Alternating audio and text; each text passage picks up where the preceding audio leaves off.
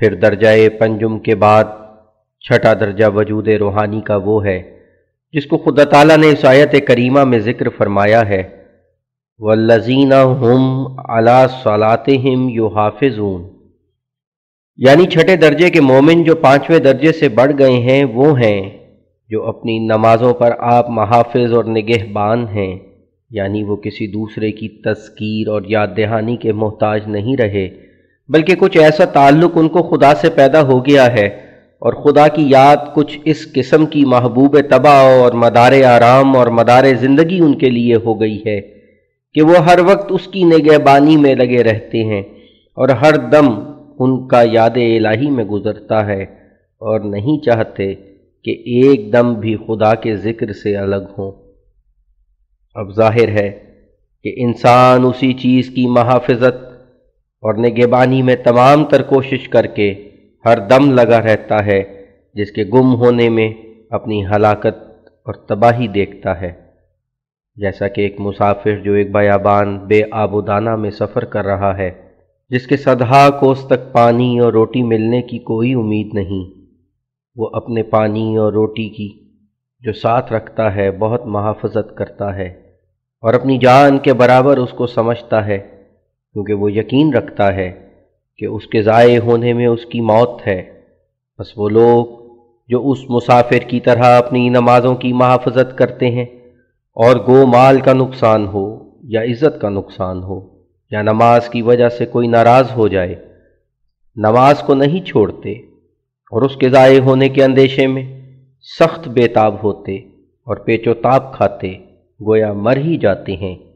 اور نہیں چاہتے کہ ایک دم بھی یاد الہی سے الگ ہوں، وہ در حقیقت نماز اور یاد الہی کو اپنی ایک ضروری غذا سمجھتے ہیں جس پر ان کی زندگی کا مدار ہے، اور یہ حالت اس وقت پیدا ہوتی ہے کہ جب خدا تعالیٰ ان سے محبت کرتا ہے اور اس کی محبت ذاتیہ کا ایک افروختہ شعلہ جس کو روحانی وجود کے لیے ایک روح کہنا چاہیے ان کے دل پر نازل ہوتا ہے اور ان کو حیات ثانی بخش دیتا ہے، اور وہ روح ان کے تمام وجود روحانی کو روشنی اور زندگی بخشتی ہے، تب وہ نہ کسی تکلف اور بناوٹ سے خدا کی یاد میں لگے رہتے ہیں، بلکہ وہ خدا جس نے جسمانی طور پر انسان کی زندگی روٹی اور پانی پر موقوف رکھی ہے، وہ ان کی روحانی زندگی کو جس سے وہ پیار کرتے ہیں اپنی یاد کی غذا سے وابستہ کر دیتا ہے۔ اس لیے وہ اس روٹی اور پانی کو جسمانی روٹی اور پانی سے زیادہ چاہتے ہیں اور اس کے ضائع ہونے سے ڈرتے ہیں، اور یہ اس روح کا اثر ہوتا ہے جو ایک شعلے کی طرح ان میں ڈالی جاتی ہے، جس سے عشق الہی کی کامل مستی ان میں پیدا ہو جاتی ہے۔ اس لیے وہ یاد الہی سے ایک دم الگ ہونا نہیں چاہتے، وہ اس کے لیے دکھ اٹھاتے اور مصائب دیکھتے ہیں، مگر اس سے ایک لحظہ بھی جدا ہونا نہیں چاہتے اور پاس انفاس کرتے ہیں اور اپنی نمازوں کے محافظ اور نگہبان رہتے ہیں، اور یہ امر ان کے لیے طبعی ہے، کیونکہ در حقیقت خدا نے اپنی محبت سے بھری ہوئی یاد کو، جس کو دوسرے لفظوں میں نماز کہتے ہیں، ان کے لیے ایک ضروری غذا مقرر کر دیا ہے، اور اپنی محبت ذاتیہ سے ان پر تجلی فرما کر یاد الہی کی ایک دلکش لذت ان کو عطا کی ہے۔ بس اس وجہ سے یاد الہی جان کی طرح بلکہ جان سے بڑھ کر ان کو عزیز ہو گئی ہے، اور خدا کی ذاتی محبت ایک نئی روح ہے جو شعلے کی طرح ان کے دلوں پر پڑتی ہے اور ان کی نماز اور یاد الہی کو ایک غذا کی طرح ان کے لیے بنا دیتی ہے۔ بس وہ یقین رکھتے ہیں کہ ان کی زندگی روٹی اور پانی سے نہیں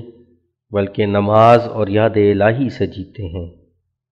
اور از محبت سے بھری ہوئی یاد الہی جس کا نام نماز ہے وہ در حقیقت ان کی غذا ہو جاتی ہے، جس کے بغیر وہ جی ہی نہیں سکتے، اور جس کی محافظت اور نگہبانی بائے نہیں اس مسافر کی طرح وہ کرتے رہتے ہیں جو ایک دشت بے آب و دانہ میں اپنی چند روٹیوں کی محافظت کرتا ہے جو اس کے پاس ہیں، اور اپنے کسی قدر پانی کو جان کے ساتھ رکھتا ہے جو اس کی مشق میں ہے۔ واہب مطلق نے انسان کی روحانی ترقیات کے لیے یہ بھی ایک مرتبہ رکھا ہوا ہے جو محبت ذاتی اور عشق کے غلبے اور استیلا کا آخری مرتبہ ہے، اور در حقیقت اس مرتبے پر انسان کے لیے محبت سے بھری ہوئی یاد الہی، جس کا شرعی اصطلاح میں نماز نام ہے، غذا کے قائم مقام ہو جاتی ہے، بلکہ وہ بار بار جسمانی روح کو بھی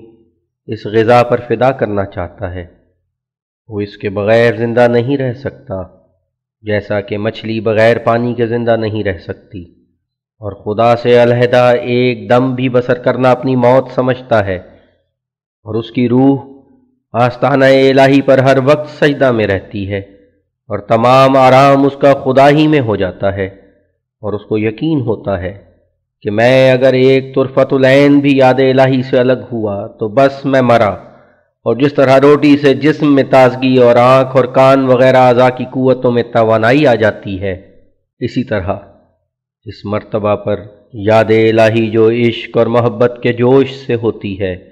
مومن کی روحانی قوتوں کو ترقی دیتی ہے، یعنی آنکھ میں قوت کشف نہایت صاف اور لطیف طور پر پیدا ہو جاتی ہے، اور کان خدا تعالیٰ کے کلام کو سنتے ہیں، اور زبان پر وہ کلام نہایت لذیذ اور اجلا اور اصفہ طور پر جاری ہو جاتا ہے، اور رویائے صادقہ بکثرت ہوتے ہیں۔ حاشیہ: بہت سے نادان اس وہم میں گرفتار ہیں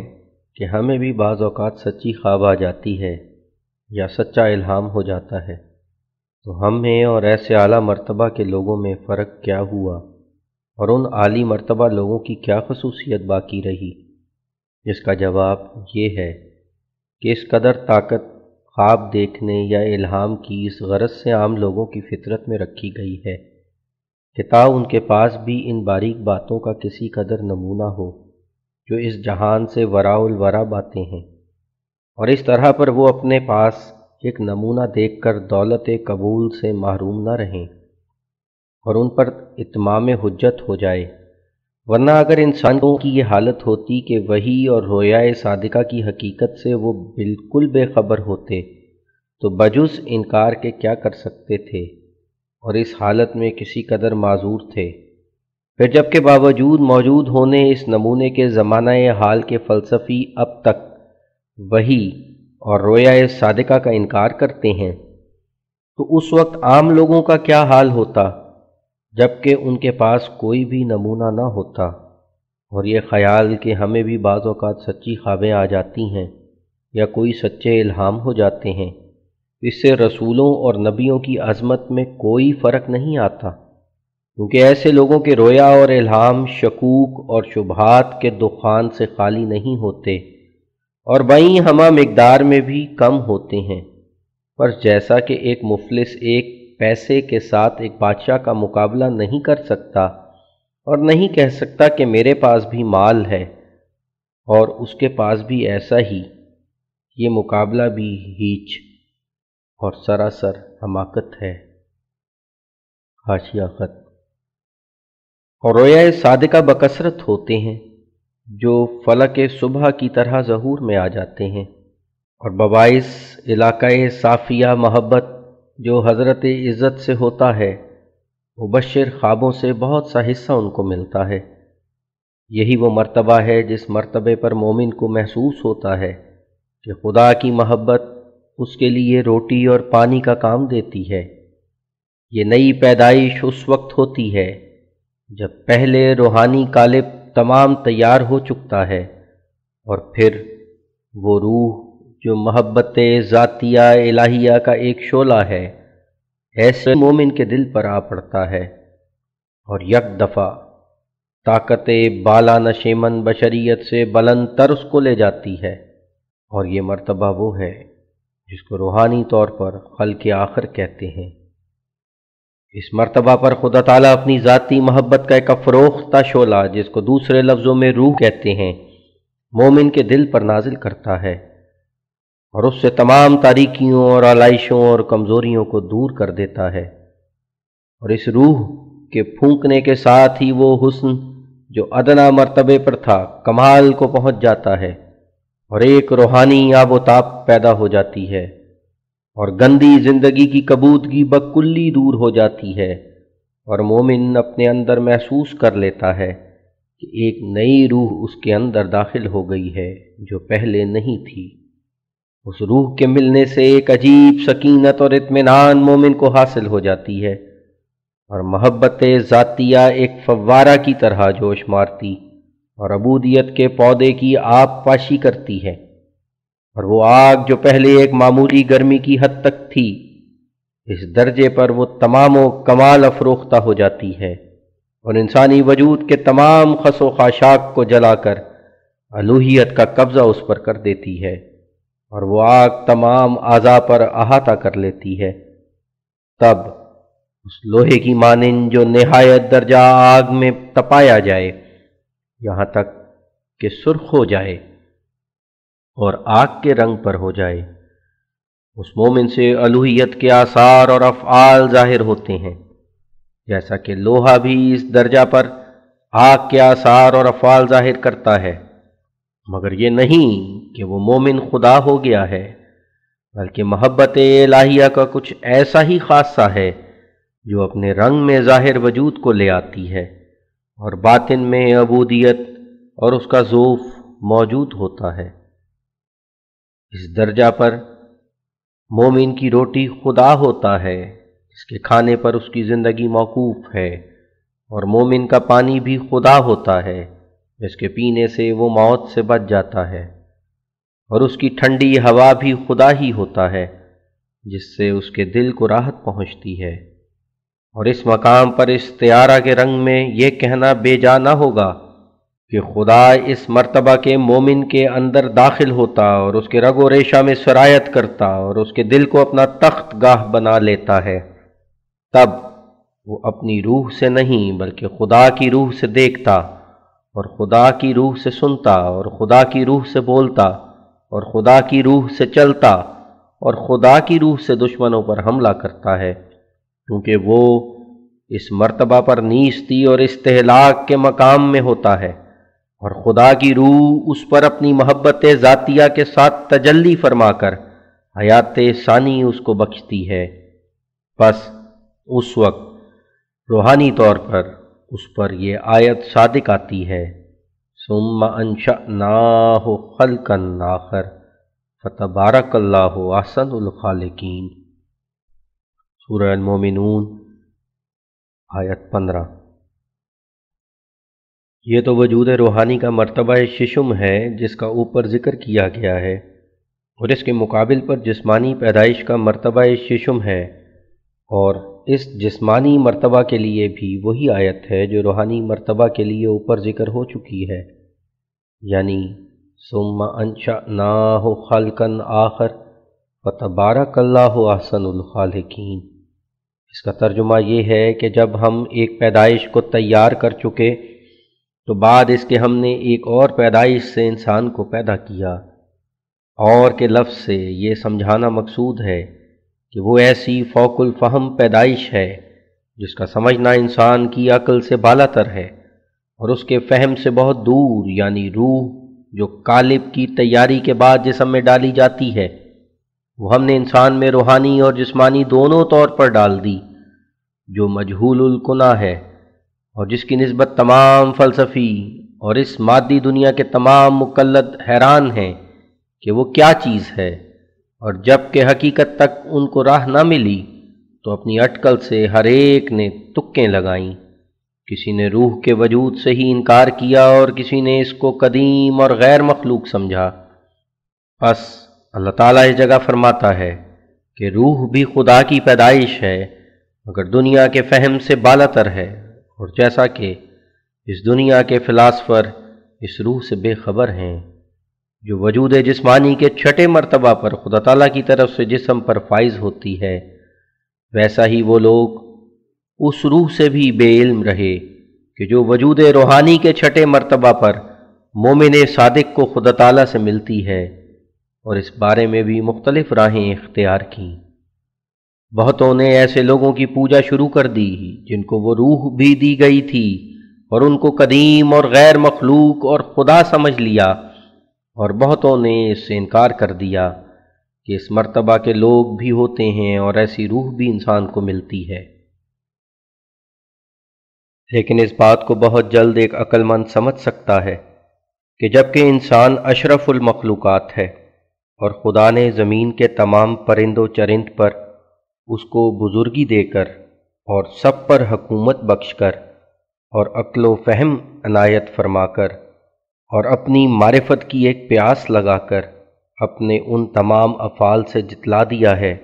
کہ انسان خدا کی محبت اور عشق کے لیے پیدا کیا گیا ہے، تو پھر اس سے کیوں انکار کیا جائے کہ انسان محبت ذاتیہ کے مقام تک پہنچ کر اس درجے تک پہنچ جائے کہ اس کی محبت پر خدا کی محبت ایک روح کی طرح وارد ہو کر تمام کمزوریاں اس کی دور کر دے، اور جیسا کہ اللہ تعالیٰ نے وجود روحانی کے ششم مرتبے کے بارے میں فرمایا ہے والذین ہم علی صلواتہم یحافظون، المومنون 10، ایسا ہی دائمی حضور اور سوز و گداز اور عبودیت انسان سے سرزد ہو اور اس طرح پر وہ اپنے وجود کی علت غائی کو پورا کرے، جیسا کہ اللہ تعالیٰ نے فرمایا ہے وَمَا خَلَقْتُ الْجِنَّ وَالْإِنسَ إِلَّا لِيَعْبُدُونَ، الذاریات 57، یعنی میں نے پرستش کے لیے ہی جن و انس کو پیدا کیا ہے۔ ہاں، یہ پرستش اور حضرت عزت کے سامنے دائمی حضور کے ساتھ کھڑا ہونا بجز محبت ذاتیہ کے ممکن نہیں، اور محبت سے مراد یک طرفہ محبت نہیں بلکہ خالق اور مخلوق کی دونوں محبتیں مراد ہیں، تا بجلی کی آگ کی طرح جو مرنے والے انسان پر گرتی ہے اور جو اس وقت اس انسان کے اندر سے نکلتی ہے بشریت کی کمزوریوں کو جلا دیں اور دونوں مل کر تمام روحانی وجود پر قبضہ کر لیں۔ یہی وہ کامل صورت ہے جس میں انسان ان امانتوں اور عہد کو، جن کا ذکر وجود روحانی کے مرتبہ پنجم میں تحریر ہے، کامل طور پر اپنے اپنے موقع پر ادا کر سکتا ہے۔ صرف فرق یہ ہے کہ مرتبہ پنجم میں انسان صرف تقوی کے لحاظ سے خدا اور مخلوق کی امانتوں اور عہد کا لحاظ رکھتا ہے، اور اس مرتبے پر محبت ذاتی کے تقاضا سے جو خدا کے ساتھ اس کو ہو گئی ہے، جس کی وجہ سے خدا کی مخلوق کی محبت بھی اس میں جوش زن ہو گئی ہے، اور اس روح کے تقاضا سے جو خدا تعالیٰ کی طرف سے اس پر نازل ہوتی ہے، ان تمام حقوق کو طبعاً بوجہ احسن ادا کرتا ہے، اور اس صورت میں وہ حسن باطنی جو حسن ظاہری کے مقابل پر ہے بوجہ احسن اس کو نصیب ہو جاتا ہے، کیونکہ وجود روحانی کے مرتبہ پنجم میں تو ابھی وہ روح انسان میں داخل نہیں ہوئی تھی جو محبت ذاتیہ سے پیدا ہوتی ہے، اس لیے جلوہ حسن بھی ابھی کمال پر نہیں تھا، مگر روح کے داخل ہونے کے بعد وہ حسن کمال کو پہنچ جاتا ہے۔ ظاہر ہے کہ مردہ خوبصورت اور زندہ خوبصورت یکساں آب و تاب نہیں رکھتے۔ جیسا کہ ہم بیان کر چکے ہیں، انسان کی پیدائش میں دو قسم کے حسن ہیں، ایک حسن معاملہ، اور وہ یہ کہ انسان خدا تعالیٰ کی تمام امانتوں اور عہد کے ادا کرنے میں یہ رعایت رکھے کہ کوئی امر حتی الوسع ان کے متعلق فوت نہ ہو،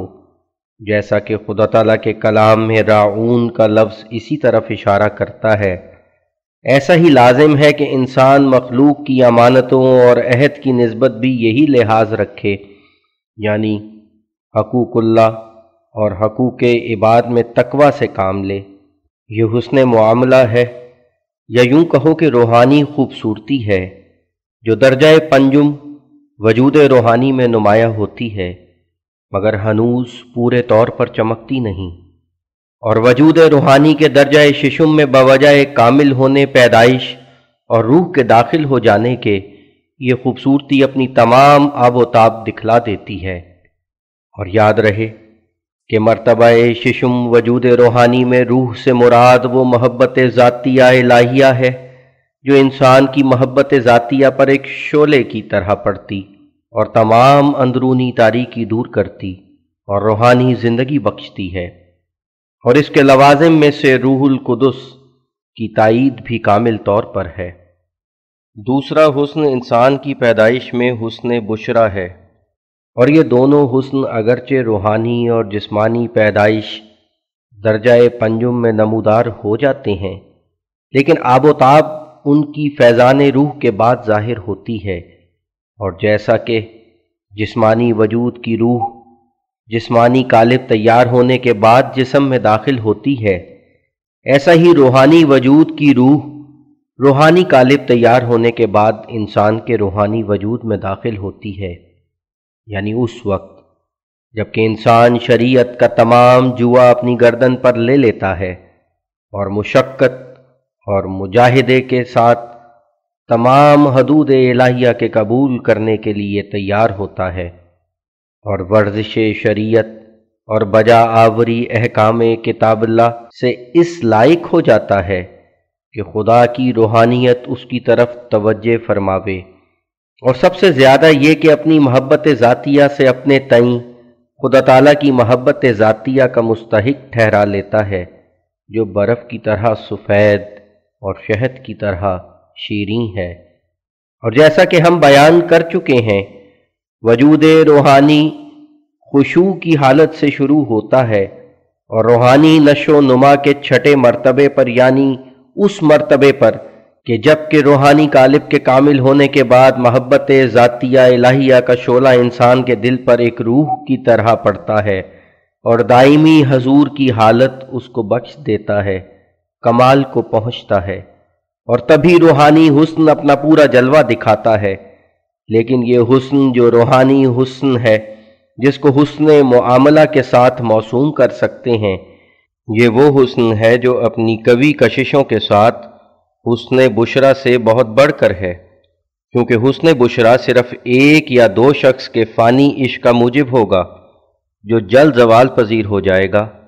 اور اس کی کشش نہایت کمزور ہوگی۔ لیکن وہ روحانی حسن جس کو حسن معاملہ سے موسوم کیا گیا ہے، وہ اپنی کششوں میں ایسا سخت اور زبردست ہے کہ ایک دنیا کو اپنی طرف کھینچ لیتا ہے، اور زمین و آسمان کا ذرہ ذرہ اس کی طرف کھینچا جاتا ہے۔ اور قبولیت دعا کی بھی در حقیقت فلسفی یہی ہے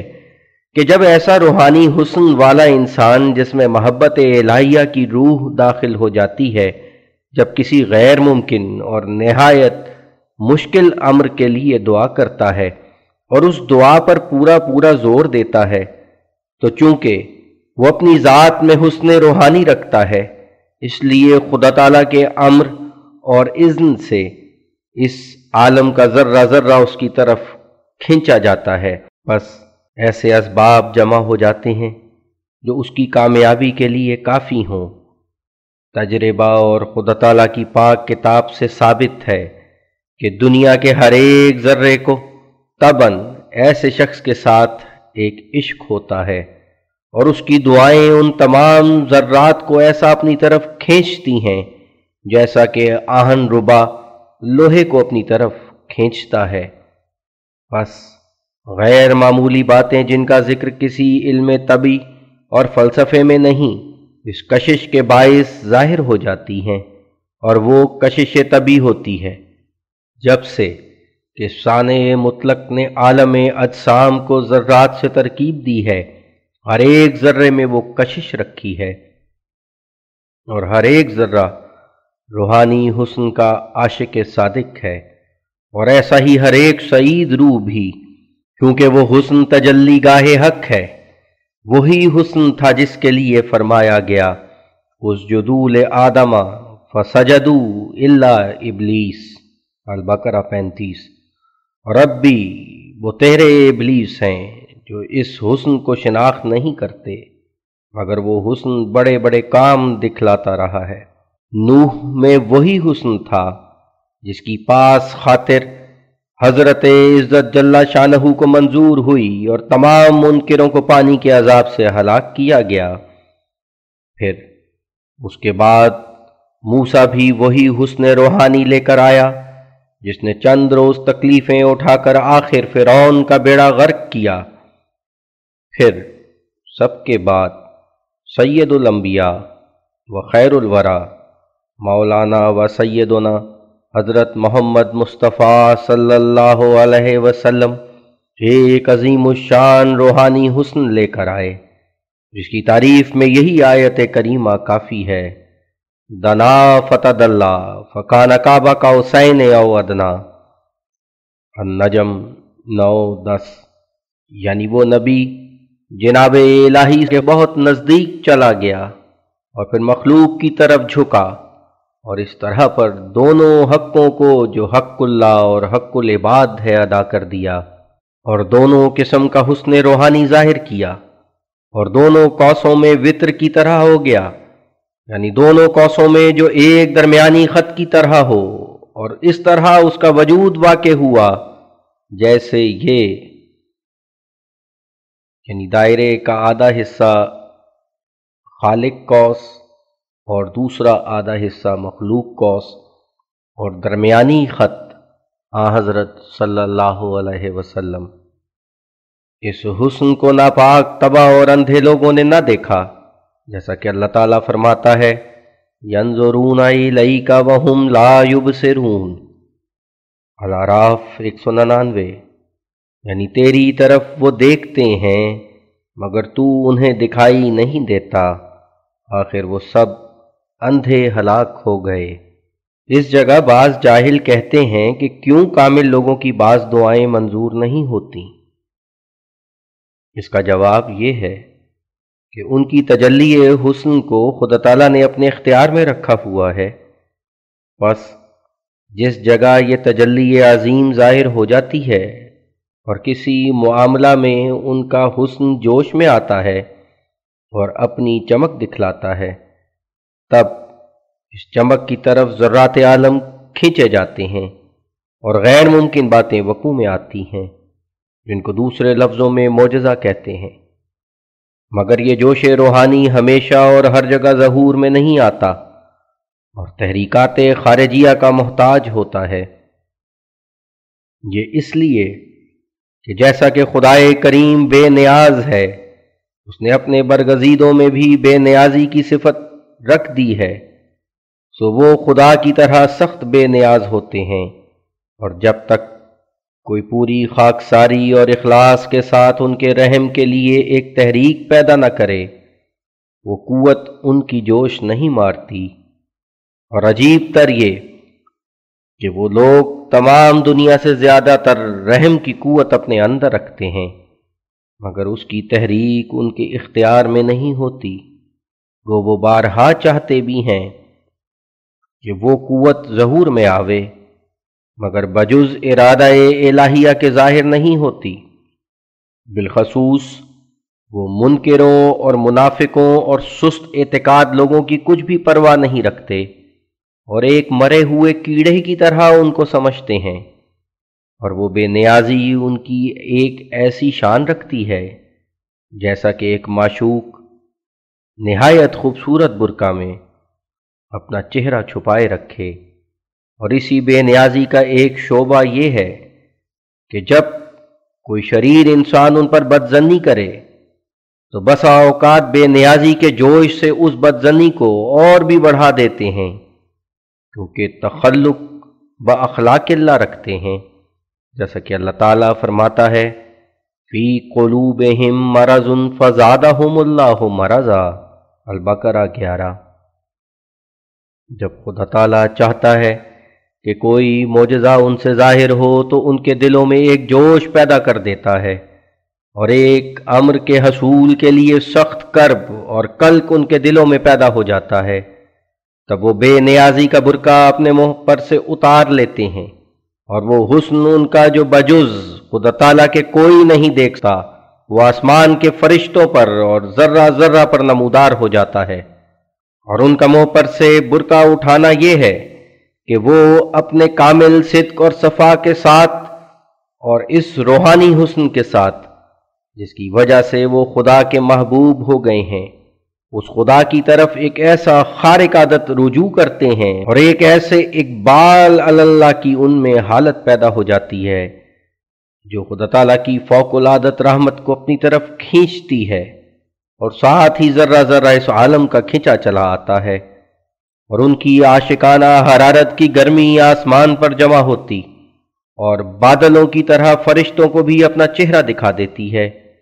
और उनकी दर्दें जो रात की खासियत अपने अंदर रखती हैं एक सख्त शोर मलाए आला में डाल देती हैं। तब खुदा ताला की कुदरत से वो बादल पैदा हो जाते हैं जिनसे रहमत इलाही का वो मी बरसता है जिसकी वो ख्वाहिश करते हैं। उनकी रूहानियत जब अपने पूरे सोजो गुदास के साथ किसी उगदा कुशाई के लिए तवज्जो करती है तो वो खुदा ताला की तवज्जो को अपनी तरफ खींचती है, क्योंकि वो लोग बबाइस इसके जो खुदा से ज़ाती मोहब्बत रखते हैं महबूबान इलाही में दाखिल होते हैं। अब हर एक चीज़ जो खुदा ताला के ज़ेर हुक्म है उनकी मदद के लिए जोश मारती है। हाशिया, काफिर और दुश्मन भी एक किस्म की उनकी मदद करते हैं कि ईज़ा और जुल्म के साथ उनके दिल को दुख देते और उनकी रूहानियत को जोश में लाते हैं। तादिले मर्द खुदा नामद बदर्द हीच को मेरा खुदा रुस्वा न करद। हाशिया ख़त्म। और रहमत इलाही महज उनकी मुराद पूरी करने के लिए एक खल्क़े जदीद के लिए तैयार हो जाती है, और वो अमूर ज़ाहिर होते हैं जो अहले दुनिया की नज़र में गैर मुमकिन मालूम होते हैं और जिनसे सिफली अलूम महज ना आशना है। ऐसे लोगों को खुदा तो नहीं कह सकते, मगर कुर्ब और इलाक़ाए मोहब्बत उनका कुछ ऐसा सिद्क़ और सफ़ा के साथ खुदा ताला के साथ होता है गोया खुदा उनमें उतर आता है और आदम की तरह खुदाई रूह उनमें फूंकी जाती है। मगर ये नहीं कि वो खुदा हैं, लेकिन दरमियान में कुछ ऐसा ताल्लुक है जैसा कि लोहे को जबकि सख्त तौर पर आग से अफरोख्ता हो जाए और आग का रंग उसमें पैदा हो जाए, आग से ताल्लुक होता है। इस सूरत में तमाम चीज़ें जो खुदा ताला के ज़ेरे हुक्म हैं उनके ज़ेरे हुक्म हो जाती हैं, और आसमान के सितारे और सूरज और चांद से लेकर ज़मीन के समंदरों और हवा और आग तक उनकी आवाज़ को सुनते और उनको शिनाख्त करते और उनकी खिदमत में लगे रहते हैं, और हर एक चीज़ तबअन उनसे प्यार करती है और आशिक़े सादिक की तरह उनकी तरफ खींची जाती है, बजुज़ शरीर इंसानों के जो शैतान का अवतार हैं। इश्क़ मजाजी तो एक मनहूस इश्क है, एक तरफ पैदा होता और एक तरफ मर जाता है, और नीज़ इसकी बिना उस हुस्न पर है जो काबिले ज़वाल है,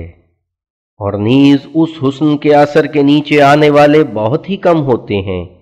मगर ये क्या हैरत अंगेज़ नज़ारा है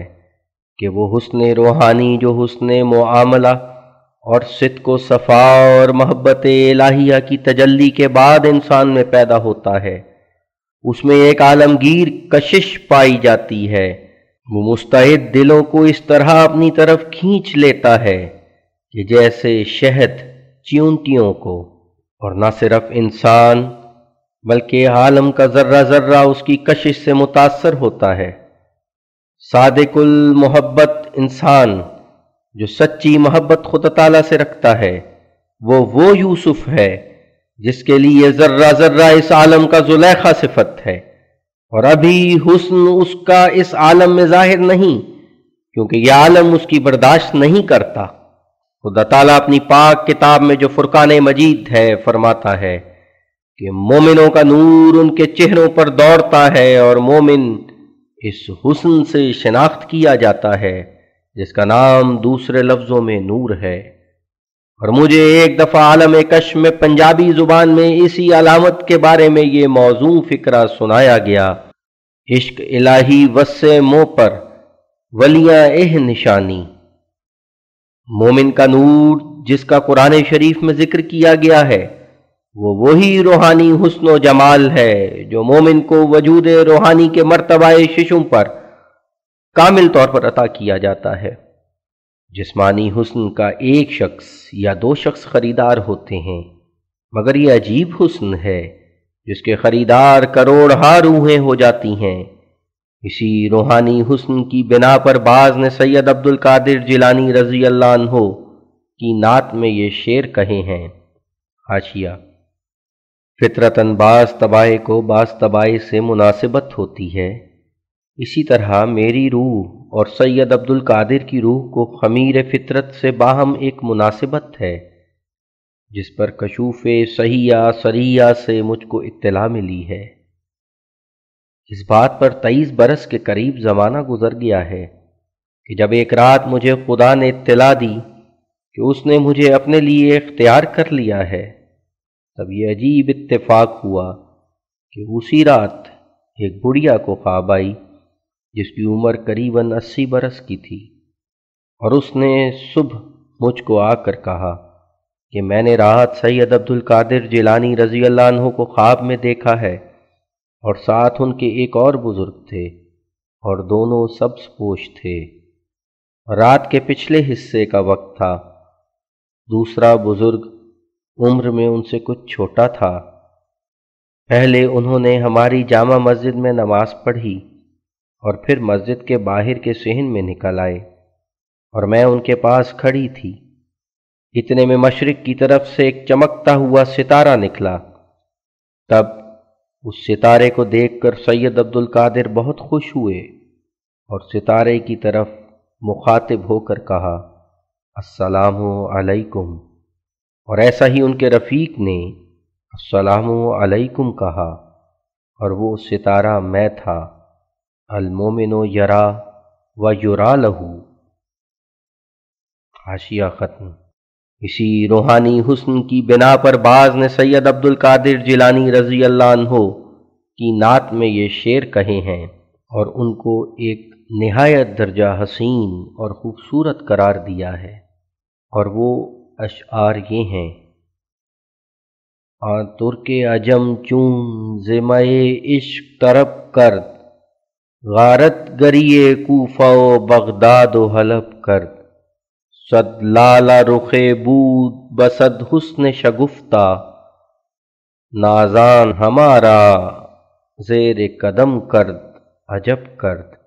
اور شیخ سعدی علیہ الرحمہ نے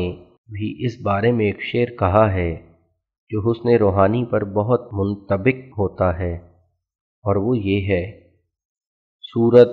گر دیبائے چین رو صورت زیباش بین، یا صورت برکش چونی یا توبہ کن صورت گری۔ اب یہ بھی یاد رہے کہ بندہ تو حسن معاملہ دکھلا کر اپنے صدق سے بھری ہوئی محبت ظاہر کرتا ہے، مگر خدا تعالیٰ اس کے مقابلہ پر حد ہی کر دیتا ہے۔ اس کی تیز رفتار کے مقابل پر برق کی طرح اس کی طرف دوڑتا چلا آتا ہے، اور زمین و آسمان سے اس کے لیے نشان ظاہر کرتا ہے،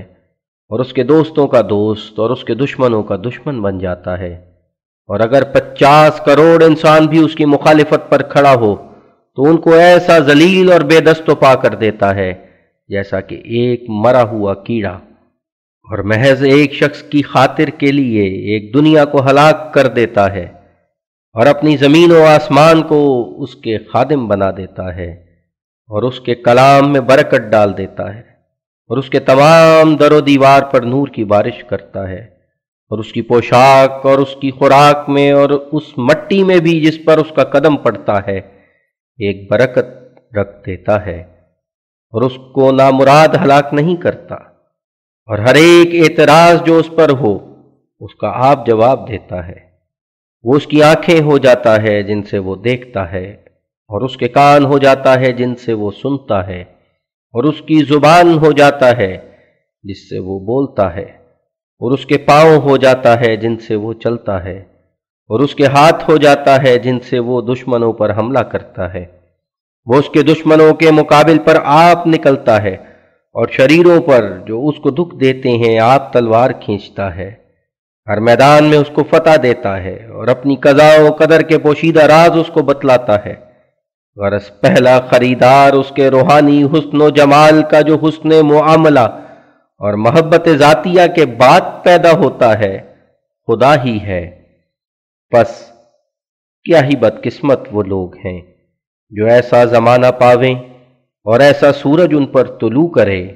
اور وہ تاریکی میں بیٹھے رہیں۔ بعض نادان یہ اعتراض بار بار پیش کرتے ہیں کہ محبوبان الہی کی یہ علامت ہے کہ ہر ایک دعا ان کی سنی جاتی ہے، اور جس میں یہ علامت نہیں پائی جاتی وہ محبوبان الہی میں سے نہیں ہے۔ حاشیہ: یاد رہے کہ مومن کے ساتھ خدا تعالیٰ دوستانہ معاملہ کرتا ہے اور چاہتا ہے کہ کبھی تو وہ مومن کے ارادے کو پورا کرے اور کبھی مومن اس کے ارادے پر راضی ہو جائے۔ بس ایک جگہ تو مومن کو مخاطب کر کے فرماتا ہے ادعونی استجب لکم، یعنی دعا کرو کہ میں تمہاری دعا قبول کروں گا۔ اس جگہ تو مومن کی خواہش پوری کرنا چاہتا ہے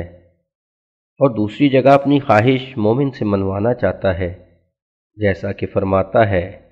وَلَنَبْلُوَنَّكُمْ بِشَيْءٍ مِّنَ الْخَوْفِ وَالْجُوعِ وَنَقْصٍ مِّنَ الْأَمْوَالِ وَالْأَنفُسِ وَالثَّمَرَاتِ وَبَشِّرِ الصَّابِرِينَ الَّذِينَ إِذَا أَصَابَتْهُمْ مُصِيبَةٌ قَالُوا إِنَّا لِلَّهِ وَإِنَّا إِلَيْهِ راجعون۔ البقرہ آیت 156-157۔ افسوس کہ نادان آدمی صرف ایک پہلو کو دیکھتا ہے اور دونوں پہلوؤں پر نظر نہیں ڈالتا۔ حاشیہ ختم۔ مگر افسوس کہ یہ لوگ منہ سے تو ایک بات نکال لیتے ہیں مگر اعتراض کرنے کے وقت یہ نہیں سوچتے کہ ایسے جاہلانہ اعتراض خدا تعالیٰ کے تمام نبیوں اور رسولوں پر وارد ہوتے ہیں۔ مثلا ہر ایک نبی کی یہ مراد تھی کہ تمام کفار ان کے زمانے کے جو ان کی مخالفت پر کھڑے تھے مسلمان ہو جائیں، مگر یہ مراد ان کی پوری نہ ہوئی، یہاں تک کہ اللہ تعالیٰ نے ہمارے نبی صلی اللہ علیہ وسلم کو مخاطب کر کے فرمایا لعلک باخع نفسک الا یکونوا مؤمنین۔ اور شعراء 4، یعنی کیا تو اس غم سے اپنے تئیں ہلاک کر دے گا کہ یہ لوگ کیوں ایمان نہیں لاتے۔ اس آیت سے معلوم ہوتا ہے کیا حضرت صلی اللہ علیہ وسلم کفار کے ایمان لانے کے لیے اس قدر جاں کاہی اور سوز و گداز سے دعا کرتے تھے کہ اندیشہ تھا کیا حضرت صلی اللہ علیہ وسلم اس غم سے خود ہلاک نہ ہو جاویں۔ اس لیے خدا تعالیٰ نے فرمایا کہ ان لوگوں کے لیے اس قدر غم نہ کر اور اس قدر اپنے دل کو دردوں کا نشانہ مت بنا، کیونکہ یہ لوگ ایمان لانے سے لاپرواہ ہیں اور ان کے اغراض اور مقاصد اور ہیں۔ اس آیت میں اللہ تعالیٰ نے یہ اشارہ فرمایا ہے کہ اے نبی علیہ السلام، جس قدر تو عقد ہمت اور کامل توجہ اور سوز و گداز اور اپنی روح کو مشقت میں ڈالنے سے ان لوگوں کی ہدایت کے لیے دعا کرتا ہے، تیری دعاؤں کے پرتاثیر ہونے میں کچھ کمی نہیں ہے، لیکن شرط قبولیت دعا یہ ہے کہ جس کے حق میں دعا کی جاتی ہے سخت متعصب اور لاپرواہ اور گندی فطرت کا انسان نہ ہو، ورنہ دعا قبول نہیں ہوگی۔ اور جہاں تک مجھے خدا تعالیٰ نے دعاؤں کے بارے میں علم دیا ہے وہ یہ ہے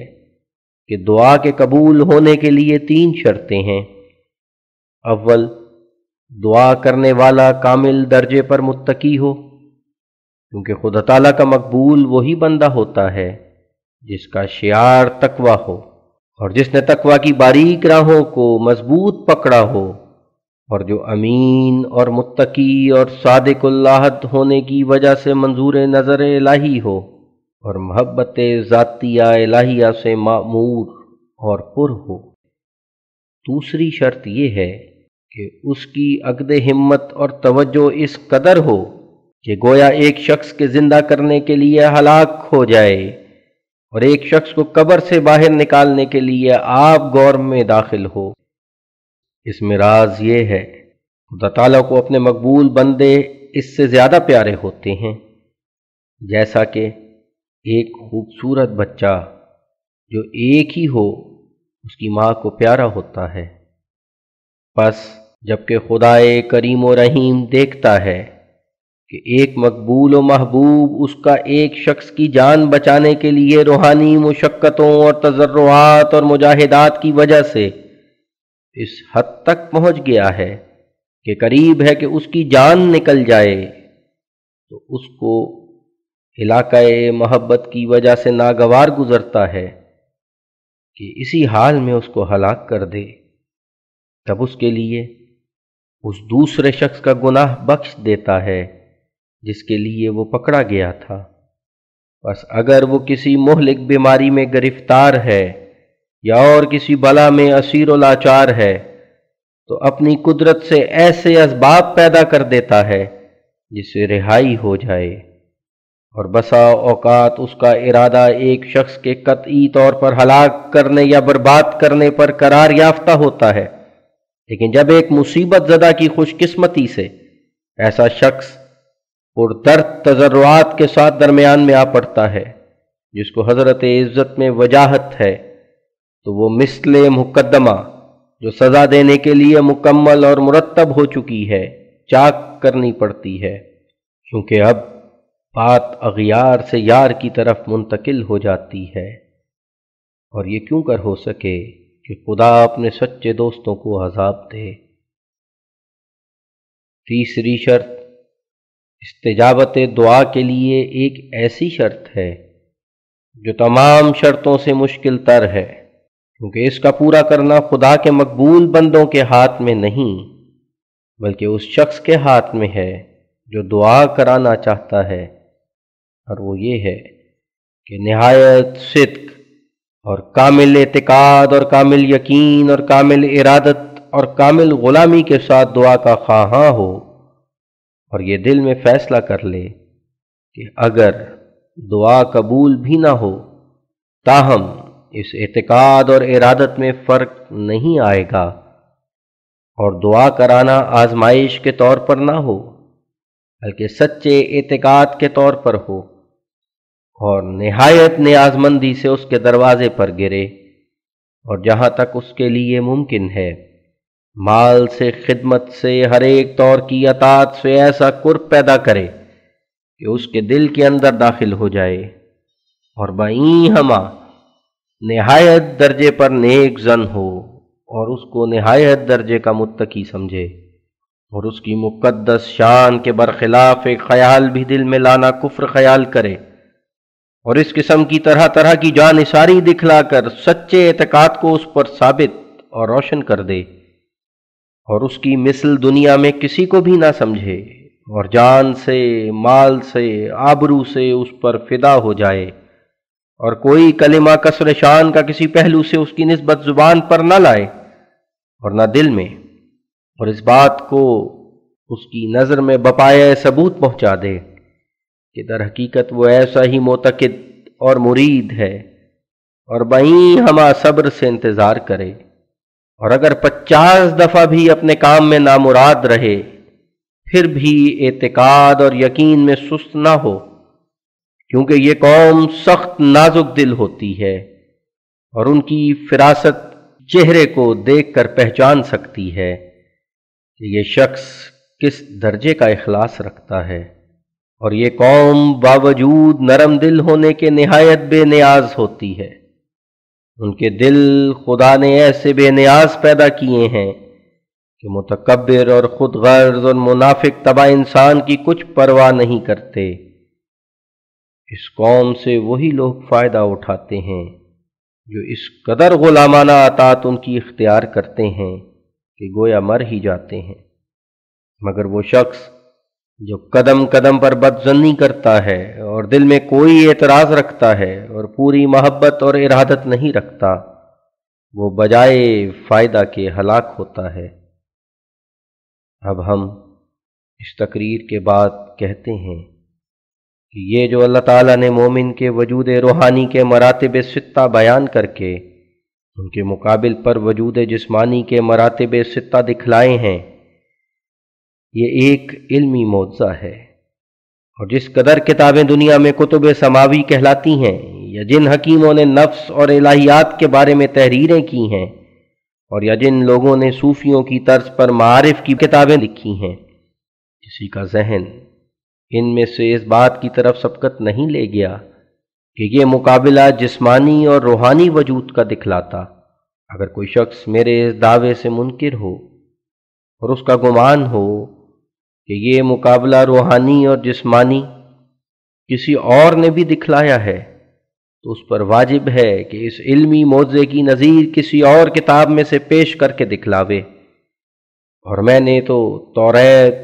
اور انجیل اور ہندوؤں کے وید کو بھی دیکھا ہے، مگر میں سچ سچ کہتا ہوں کہ اس قسم کا علمی معجزہ میں نے بجز قرآن شریف کے کسی کتاب میں نہ پایا۔ اور صرف اسی معجزہ پر حصر نہیں، بلکہ تمام قرآن شریف ایسے ہی علمی معجزات سے پر ہے جن پر ایک عقل مند نظر ڈال کر سمجھ سکتا ہے کہ یہ اسی خدائے قادر مطلق کا کلام ہے جس کی قدرتیں زمین و آسمان کی مصنوعات میں ظاہر ہیں۔ وہی خدا جو اپنی باتوں اور کاموں میں بے مثل و مانند ہے۔ پھر جب ہم ایک طرف ایسے معجزات قرآن شریف میں پاتے ہیں اور دوسری طرف حضرت صلی اللہ علیہ وسلم کی امیت کو دیکھتے ہیں اور اس بات کو اپنے تصور میں لاتے ہیں کہ آپ نے ایک حرف بھی کسی استاد سے نہیں پڑھا تھا اور نہ آپ نے طبی اور فلسفہ سے کچھ حاصل کیا تھا، بلکہ آپ ایک ایسی قوم میں پیدا ہوئے تھے کہ جو سب کی سب امی اور ناخواندہ تھی اور ایک وحشیانہ زندگی رکھتی تھی،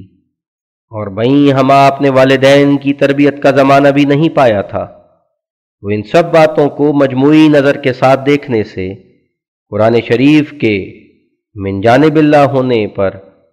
ایک ایسی چمکتی ہوئی بصیرت ہمیں ملتی ہے، اور اس کا علمی معجزہ ہونا ایسے یقین کے ساتھ ہمارے دل میں بھر جاتا ہے کہ گویا ہم اس کو دیکھ کر خدا تعالیٰ کو دیکھ لیتے ہیں۔ غرض جبکہ بدیہی طور پر ثابت ہے کہ سورۃ المومنون کی یہ تمام آیات جو ابتدائے سورت سے لے کر آیت فتبارک اللہ احسن الخالقین المومنون 15 تک ہیں، علمی معجزہ ہیں، بس اس میں کیا شک ہے کہ آیت فتبارک اللہ احسن الخالقین علمی معجزے کی ایک جزو ہے، اور بباعث معجزے کے جزو ہونے کے معجزے میں داخل ہے، اور یہی ثابت کرنا تھا۔ اور یاد رہے کہ یہ علمی معجزہ مذکورہ بالا ایک ایسی صاف اور کھلی اور روشن اور بدیہی سچائی ہے کہ اب خدا تعالیٰ کی کلام کی رہبری اور یاد دہانی کے بعد عقل بھی اپنے معقولی علوم میں بہت فخر کے ساتھ اس کو داخل کرنے کے لیے تیار ہے، کیونکہ عند العقل یہ بات ظاہر ہے کہ سب سے پہلے جو ایک سعید الفطرت آدمی کے نفس کو خدا تعالیٰ کی طرف اس کی طلب میں ایک حرکت پیدا ہوتی ہے، وہ خشوع اور انکسار ہے۔ اور خشوع سے مراد یہ ہے کہ خدا تعالیٰ کے لیے فروتنی اور تواضع اور تضرع کی حالت اختیار کی جائے، اور جو اس کے مقابل پر اخلاق ردیہ ہیں جیسے تکبر اور عجب اور ریا اور لاپرواہی اور بے نیازی، ان سب کو خدا تعالیٰ کے خوف سے چھوڑ دیا جائے۔ اور یہ بات بدیہی ہے کہ جب تک انسان اپنے اخلاق ردیہ کو نہیں چھوڑتا، اس وقت تک ان اخلاق کے مقابل پر جو اخلاق فاضلہ ہیں، جو خدا تعالیٰ تک پہنچنے کا ذریعہ ہیں، ان کو قبول نہیں کر سکتا، کیونکہ دو ضدیں ایک دل میں جمع نہیں ہو سکتی۔ اسی کی طرف اللہ تعالیٰ قرآن شریف میں اشارہ فرماتا ہے، جیسا کہ سورہ بقرہ کی ابتدا میں اس نے فرمایا ھدی للمتقین، البقرہ 3، یعنی قرآن شریف ان لوگوں کے لیے ہدایت ہے جو متقی ہیں، یعنی وہ لوگ جو تکبر نہیں کرتے اور خشوع اور انکسار سے خدا تعالیٰ کے کلام میں غور کرتے ہیں، وہی ہیں جو آخر کو ہدایت پاتے ہیں۔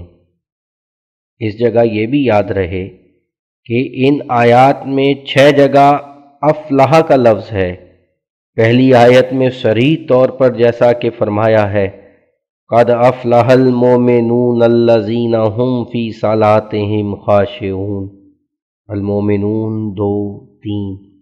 اور بعد کی آیتوں میں عطف کے ذریعے سے معلوم ہوتا ہے، اور افلح کے لغت میں یہ معنی ہیں اسیر الی الفلاح، یعنی فوز مرام کی طرف پھیرا گیا اور حرکت دیا گیا۔ پس ان معنوں کی روح سے مومن کا نماز میں خشوع اختیار کرنا فوز مرام کے لیے پہلی حرکت ہے، جس کے ساتھ تکبر اور عجب وغیرہ چھوڑنا پڑتا ہے، اور اس میں فوز مرام یہ ہے کہ انسان کا نفس خشوع کی سیرت اختیار کر کے خدا تعالیٰ سے تعلق پکڑنے کے لیے مستعد اور تیار ہو جاتا ہے۔ دوسرا کام مومن کا، یعنی وہ کام جس سے دوسرے مرتبہ تک قوت ایمانی پہنچتی ہے اور پہلے کی نسبت ایمان کچھ قوی ہو جاتا ہے، عقل سلیم کے نزدیک یہ ہے کہ مومن اپنے دل کو جو خشوع کے مرتبہ تک پہنچ چکا ہے لغو خیالات اور لغو شغلوں سے پاک کرے، کیونکہ جب تک مومن یہ ادنا قوت حاصل نہ کر لے کہ خدا کے لیے لغو باتوں اور لغو کاموں کو ترک کر سکے، جو کچھ بھی مشکل نہیں اور صرف گناہ بے لذت ہے، اس وقت تک یہ طمع خام ہے کہ مومن ایسے کاموں سے دست بردار ہو سکے جن سے دست بردار ہونا نفس پر بہت بھاری ہے اور جن کے ارتکاب میں نفس کو کوئی فائدہ یا لذت ہے۔ بس اس سے ثابت ہے کہ پہلے درجے کے بعد کہ ترک تکبر ہے، دوسرا درجہ ترک لغویات ہے، اور اس درجے پر وعدہ جو لفظ افلح سے کیا گیا ہے، یعنی فوز مرام اس طرح پر پورا ہوتا ہے کہ مومن کا تعلق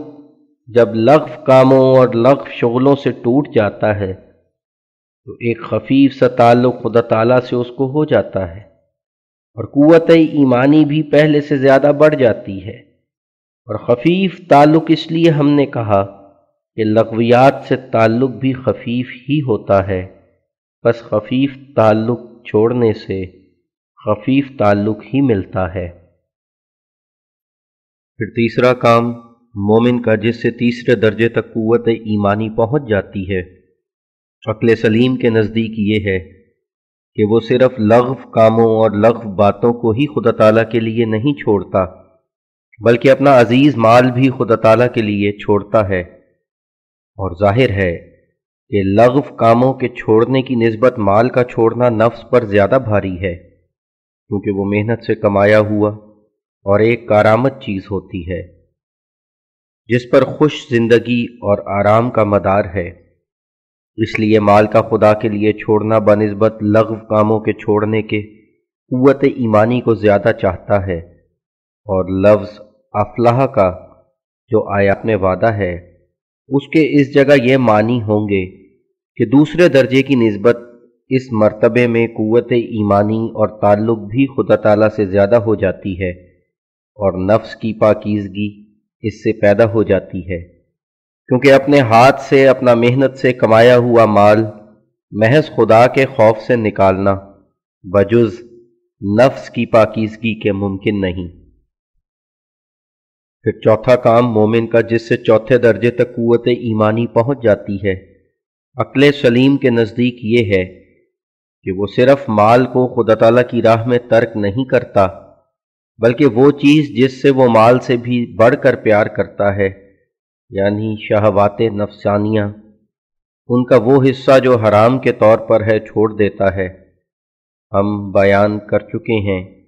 کہ ہر ایک انسان اپنی شہوات نفسانیہ کو طبعاً مال سے عزیز تر سمجھتا ہے اور مال کو ان کی راہ میں فدا کرتا ہے۔ بس بلا شبہ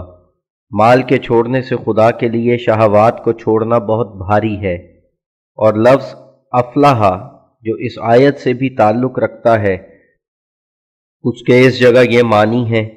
کہ جیسے شہوات نفسانیہ سے انسان کو طبعاً شدید تعلق ہوتا ہے، ایسا ہی ان کے چھوڑنے کے بعد وہی شدید تعلق خدا تعالیٰ سے ہو جاتا ہے، کیونکہ جو شخص کوئی چیز خدا تعالیٰ کی راہ میں کھوتا ہے اس سے بہتر پا لیتا ہے۔ لطف او ترک طالبان نکند، کسب کار رهش زیان نکند. هر که آن راه جست یافته است، تافت آن رو که سر نتافته است. پھر پانچواں کام مومن کا جس سے پانچویں درجے تک قوت ایمانی پہنچ جاتی ہے، عند العقل یہ ہے کہ صرف ترک شہوات نفس ہی نہ کرے بلکہ خدا کی راہ میں خود نفس کو ہی ترک کر دے اور اس کے فدا کرنے پر تیار رہے، یعنی نفس جو خدا کی امانت ہے اسی مالک کو واپس دے دے، اور نفس سے صرف اس قدر تعلق رکھے جیسا کہ ایک امانت سے تعلق ہوتا ہے، اور دقائق تقوی ایسے طور پر پورا کرے گویا اپنے نفس اور مال اور تمام چیزوں کو خدا کی راہ میں وقف کر چکا ہے۔ حاشیہ: جیسا کہ نفس خدا تعالیٰ کی امانت ہے ایسا ہی مال بھی خدا تعالیٰ کی امانت ہے، بس جو شخص صرف اپنے مال میں سے زکوٰۃ دیتا ہے وہ مال کو اپنا مال سمجھتا ہے، مگر جو شخص مال کو خدا تعالیٰ کی امانت سمجھتا ہے وہ اپنے تمام مال کو خدا تعالیٰ کا مال جانتا ہے اور ہر ایک وقت خدا کی راہ میں دیتا ہے، گو کوئی زکوٰۃ اس پر واجب نہ ہو۔ حاشیہ ختم۔ گویا اپنے نفس اور مال اور تمام چیزوں کو خدا کی راہ میں وقف کر چکا ہے۔ اسی طرف یہ آیت اشارہ فرماتی ہے وَالَّذِينَ هُمْ لِأَمَانَاتِهِمْ وَعَهْدِهِمْ رَاعُونَ، المومنون 9۔ پس جبکہ انسان کے جان و مال اور تمام قسم کے آرام خدا کی امانت ہے جس کو واپس دینا امین ہونے کے لیے شرط ہے، لہٰذا ترک نفس وغیرہ کے یہی معنی ہیں کہ یہ امانت خدا تعالیٰ کی راہ میں وقف کر کے اس طور سے یہ قربانی ادا کرے، اور دوسرے یہ کہ جو خدا تعالیٰ کے ساتھ ایمان کے وقت اس کا عہد تھا اور جو عہد اور امانتیں مخلوق کی اس کی گردن پر ہیں ان سب کو ایسے طور سے تقوی کی رعایت سے بجا لاوے کہ وہ بھی ایک سچی قربانی ہو جاوے، کیونکہ دقائق تقوی کو انتہا تک پہنچانا یہ بھی ایک قسم کی موت ہے، اور لفظ افلاح کا جو اس آیت سے بھی تعلق رکھتا ہے اس کے اس جگہ یہ معنی ہیں کہ جب اس درجے کا مومن خدا تعالیٰ کی راہ میں بذل نفس کرتا ہے اور تمام دقائق تقوی بجا لاتا ہے تب حضرت احدیت سے انوار الہیہ اس کے وجود پر محیط ہو کر روحانی خوبصورتی اس کو بخشتے ہیں، جیسے کہ گوشت ہڈیوں پر چڑھ کر ان کو خوبصورت بنا دیتا ہے۔ اور جیسا کہ ہم لکھ چکے ہیں ان دونوں حالتوں کا نام خدا تعالیٰ نے لباس ہی رکھا ہے، تقوی کا نام بھی لباس ہے، جیسا کہ اللہ تعالیٰ فرماتا ہے لباس التقوی الاعراف 27، اور جو گوشت ہڈیوں پر چڑھتا ہے وہ بھی لباس ہے،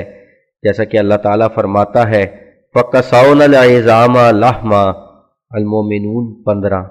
کیونکہ کسوت جس سے کسونا کا لفظ نکلا ہے لباس کو ہی کہتے ہیں۔ اب یاد رہے کہ منتہا سلوک کا پنجم درجہ ہے، اور جب پنجم درجے کی حالت اپنے کمال کو پہنچ جاتی ہے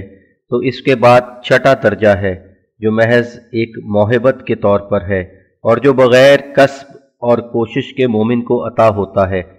اور کسب کا اس میں ذرہ دخل نہیں، اور وہ یہ ہے کہ جیسے مومن خدا کی راہ میں اپنی روح کھوتا ہے تو ایک روح اس کو عطا کی جاتی ہے،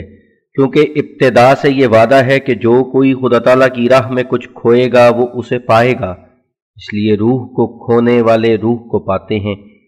بس چونکہ مومن اپنی محبت ذاتیہ سے خدا کی راہ میں اپنی جان وقف کرتا ہے اس لیے خدا کی محبت ذاتیہ کی روح کو پاتا ہے جس کے ساتھ روح القدس شامل ہوتا ہے۔ خدا کی محبت ذاتیہ ایک روح ہے اور روح کا کام مومن کے اندر کرتی ہے، اس لیے وہ خود روح ہے اور روح القدس اس سے جدا نہیں، کیونکہ اس محبت اور روح القدس میں کبھی انفکاک ہو ہی نہیں سکتا۔ اسی وجہ سے ہم نے اکثر جگہ صرف محبت ذاتیہ الہیہ کا ذکر کیا ہے اور روح القدس کا نام نہیں لیا، کیونکہ ان کا باہم تلازم ہے، اور جب روح کسی مومن پر نازل ہوتی ہے تو تمام بوجھ عبادات کا اس کے سر پر سے ساقط ہو جاتا ہے، اور اس میں ایک ایسی قوت اور لذت آ جاتی ہے جو وہ قوت تکلف سے نہیں بلکہ طبی جوش سے یاد الہی اس سے کراتی ہے، اور عاشقانہ جوش اس کو بخشتی ہے۔ بس ایسا مومن جبرائیل علیہ السلام کی طرح ہر وقت آستانہ الہی کے آگے حاضر رہتا ہے، اور حضرت عزت کی دائمی ہمسائیگی اس کے نصیب ہو جاتی ہے، جیسا کہ اللہ تعالیٰ اس درجے کے بارے میں فرماتا ہے والذین هم علی صلواتہم یحافظون المومنون 10، یعنی مومن کامل وہ لوگ ہیں کہ ایسا دائمی حضور ان کو میسر آتا ہے کہ ہمیشہ وہ اپنی نماز کے آپ نگہبان رہتے ہیں۔ یہ اس حالت کی طرف اشارہ ہے کہ اس درجے کا مومن اپنی روحانی بقا کے لیے نماز کو ایک ضروری چیز سمجھتا ہے اور اس کو اپنی غذا قرار دیتا ہے جس کے بغیر وہ جی ہی نہیں سکتا۔ یہ درجہ بغیر اس روح کے حاصل نہیں ہو سکتا جو خدا تعالیٰ کی طرف سے مومن پر نازل ہوتی ہے، کیونکہ جب کہ مومن خدا تعالیٰ کے لیے اپنی جان کو ترک کر دیتا ہے تو ایک دوسری جان پانے کا مستحق ہوتا ہے۔ اس تمام تقریر سے ثابت ہے کہ یہ مراتب ستہ عقل سلیم کے نزدیک اس مومن کی راہ میں پڑے ہیں جو اپنے وجود روحانی کو کمال تک پہنچانا چاہتا ہے، اور ہر ایک انسان تھوڑے سے غور کے ساتھ سمجھ سکتا ہے کہ ضرور مومن پر اس کے سلوک کے وقت 6 حالتیں آتی ہیں۔ وجہ یہ کہ جب تک انسان خدا تعالیٰ سے کامل تعلق نہیں پکڑتا تب تک اس کا نفس ناقص 5 خراب حالتوں سے پیار کرتا ہے، اور ہر ایک حالت کا پیار دور کرنے کے لیے ایک ایسے سبب کی ضرورت ہوتی ہے کہ وہ اس پیار پر غالب آ جائے اور نیا پیار پہلے پیار کا علاقہ توڑ دے۔ چنانچہ پہلی حالت جس سے وہ پیار کرتا ہے یہ ہے کہ وہ ایک غفلت میں پڑا ہوتا ہے اور اس کو بالکل خدا تعالیٰ سے بعد اور دوری ہوتی ہے، اور نفس ایک کفر کے رنگ میں ہوتا ہے، اور غفلت کے پردے تکبر اور لاپرواہی اور سنگ دلی کی طرف اس کو کھینچتے ہیں، اور خشوع اور خضوع اور تواضع اور فروتنی اور انکسار کا نام و نشان اس میں نہیں ہوتا، اور اسی اپنی حالت سے وہ محبت کرتا ہے اور اس کو اپنے لیے بہتر سمجھتا ہے، اور پھر جب عنایت الہی اس کی اصلاح کی طرف توجہ کرتی ہے تو کسی واقعے کے پیدا ہونے سے یا کسی آفت کے نازل ہونے سے خدا تعالیٰ کی عظمت اور ہیبت اور جبروت کا اس کے دل پر اثر پڑتا ہے، اور اس اثر سے اس پر ایک حالت خشوع پیدا ہو جاتی ہے جو اس کے تکبر اور گردن کشی اور غفلت کی عادت کو کل عدم کر دیتی ہے اور اس سے علاقہ محبت توڑ دیتی ہے۔ یہ ایک ایسی بات ہے جو ہر وقت دنیا میں مشاہدہ میں آتی رہتی ہے، اور دیکھا جاتا ہے کہ جب ہیبت الہی کا تازیانہ کسی خوفناک لباس میں نازل ہوتا ہے تو بڑے بڑے شریروں کی گردن جھکا دیتا ہے اور خواب غفلت سے جگا کر خشوع اور خضوع کی حالت بنا دیتا ہے۔ یہ وہ پہلا مرتبہ رجوع الی اللہ کا ہے جو عظمت اور ہیبت الہی کے مشاہدہ کے بعد یا کسی اور طور سے ایک سعید الفطرت کو حاصل ہو جاتا ہے، اور گو وہ پہلے اپنی غافلانہ اور بے قید زندگی سے محبت ہی رکھتا تھا، مگر جب مخالف اثر اس پہلے اثر سے قوی تر پیدا ہوتا ہے تو اس عادت کو بہرحال چھوڑنا پڑتا ہے۔ پھر اس کے بعد دوسری حالت یہ ہے کہ ایسے مومن کو خدا تعالیٰ کی طرف کچھ رجوع تو ہو جاتا ہے، مگر اس رجوع کے ساتھ لغو باتوں اور لغو کاموں اور لغو شغلوں کی پلیدی لگی رہتی ہے جس سے وہ انس اور محبت رکھتا ہے۔ ہاں کبھی نماز میں خشوع کے حالات بھی اس سے ظہور میں آتے ہیں، لیکن دوسری طرف لغو حرکات بھی اس کے لازم حال رہتی ہیں، اور لغو تعلقات اور لغو مجلسیں اور لغو ہنسی ٹھٹھا اس کے گلے کا ہار رہتا ہے، گویا وہ 2 رنگ رکھتا ہے، کبھی کچھ کبھی کچھ۔ واعظان کین جلوه بر محراب و منبر می کنند، چون به خلوت می روند آن کار دیگر می کنند۔ پھر جب عنایت الہی اس کو ضائع کرنا نہیں چاہتی تو پھر ایک اور جلوہ عظمت اور ہیبت اور جبروت الہی کا اس کے دل پر نازل ہوتا ہے جو پہلے جلوے سے زیادہ تیز ہوتا ہے، اور قوت ایمانی اس سے تیز ہو جاتی ہے، اور ایک آگ کی طرح مومن کے دل پر پڑ کر تمام خیالات لغو اس کے ایک دم میں بھسم کر دیتی ہے۔ اور یہ جلوہ عظمت اور جبروت الہی کا اس قدر حضرت عزت کی محبت اس کے دل میں پیدا کرتا ہے کہ لغو کاموں اور لغو شغلوں کی محبت پر غالب آ جاتا ہے اور ان کو دفع اور دور کر کے ان کی جگہ لے لیتا ہے، اور تمام بیہودہ شغلوں سے دل کو سرد کر دیتا ہے، تب لغو کاموں سے دل کو ایک کراہت پیدا ہو جاتی ہے۔ پھر لغو شغلوں اور لغو کاموں کے دور ہونے کے بعد ایک تیسری خراب حالت مومن میں باقی رہ جاتی ہے، جس سے وہ دوسری حالت کی نسبت بہت محبت رکھتا ہے، یعنی طبعاً مال کی محبت اس کے دل میں ہوتی ہے، کیونکہ وہ اپنی زندگی اور آرام کا مدار مال کو ہی سمجھتا ہے، اور نیز اس کے حاصل ہونے کا ذریعہ صرف اپنی محنت اور مشقت خیال کرتا ہے۔ بس اس وجہ سے اس پر خدا تعالیٰ کی راہ میں مال کا چھوڑنا بہت بھاری اور تلخ ہوتا ہے۔ پھر جب عنایت الہی اس ورطہ عظیمہ سے اس کو نکالنا چاہتی ہے تو رازقیت الہیہ کا علم اس کو عطا کیا جاتا ہے، اور توکل کا بیج اس میں بویا جاتا ہے، اور ساتھ اس کے ہیبت الہیہ بھی کام کرتی ہے، اور دونوں تجلیات جمالی اور جلالی اس کے دل کو اپنے قابو میں لے آتی ہیں۔ تب مال کی محبت بھی دل میں سے بھاگ جاتی ہے، اور مال دینے والے کی محبت کا تخم دل میں بویا جاتا ہے، اور ایمان قوی کیا جاتا ہے۔ اور یہ قوت ایمانی درجہ سوم کی قوت سے بڑھ کر ہوتی ہے، کیونکہ اس جگہ مومن صرف لغو باتوں کو ہی ترک نہیں کرتا، بلکہ اس مال کو ترک کرتا ہے جس پر اپنی خوش زندگی کا سارا مدار سمجھتا ہے۔ اور اگر اس کے ایمان کو قوت توکل عطا نہ کی جاتی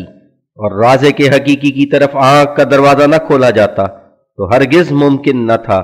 کہ بخل کی بیماری دور ہو سکتی۔ بس یہ قوت ایمانی نہ صرف لغو کاموں سے چھڑاتی ہے، بلکہ خدا تعالیٰ کے رازق ہونے پر ایک قوی ایمان پیدا کر دیتی ہے اور نور توکل دل میں ڈال دیتی ہے۔ تب مال جو ایک پارہ جگر سمجھا جاتا ہے، بہت آسانی اور شرح صدر سے مومن اس کو خدا تعالیٰ کی راہ میں دیتا ہے، اور وہ ذوف جو بخل کی حالت میں نومیدی سے پیدا ہوتا ہے، اب خدا تعالیٰ پر بہت سی امیدیں ہو کر وہ تمام ذوف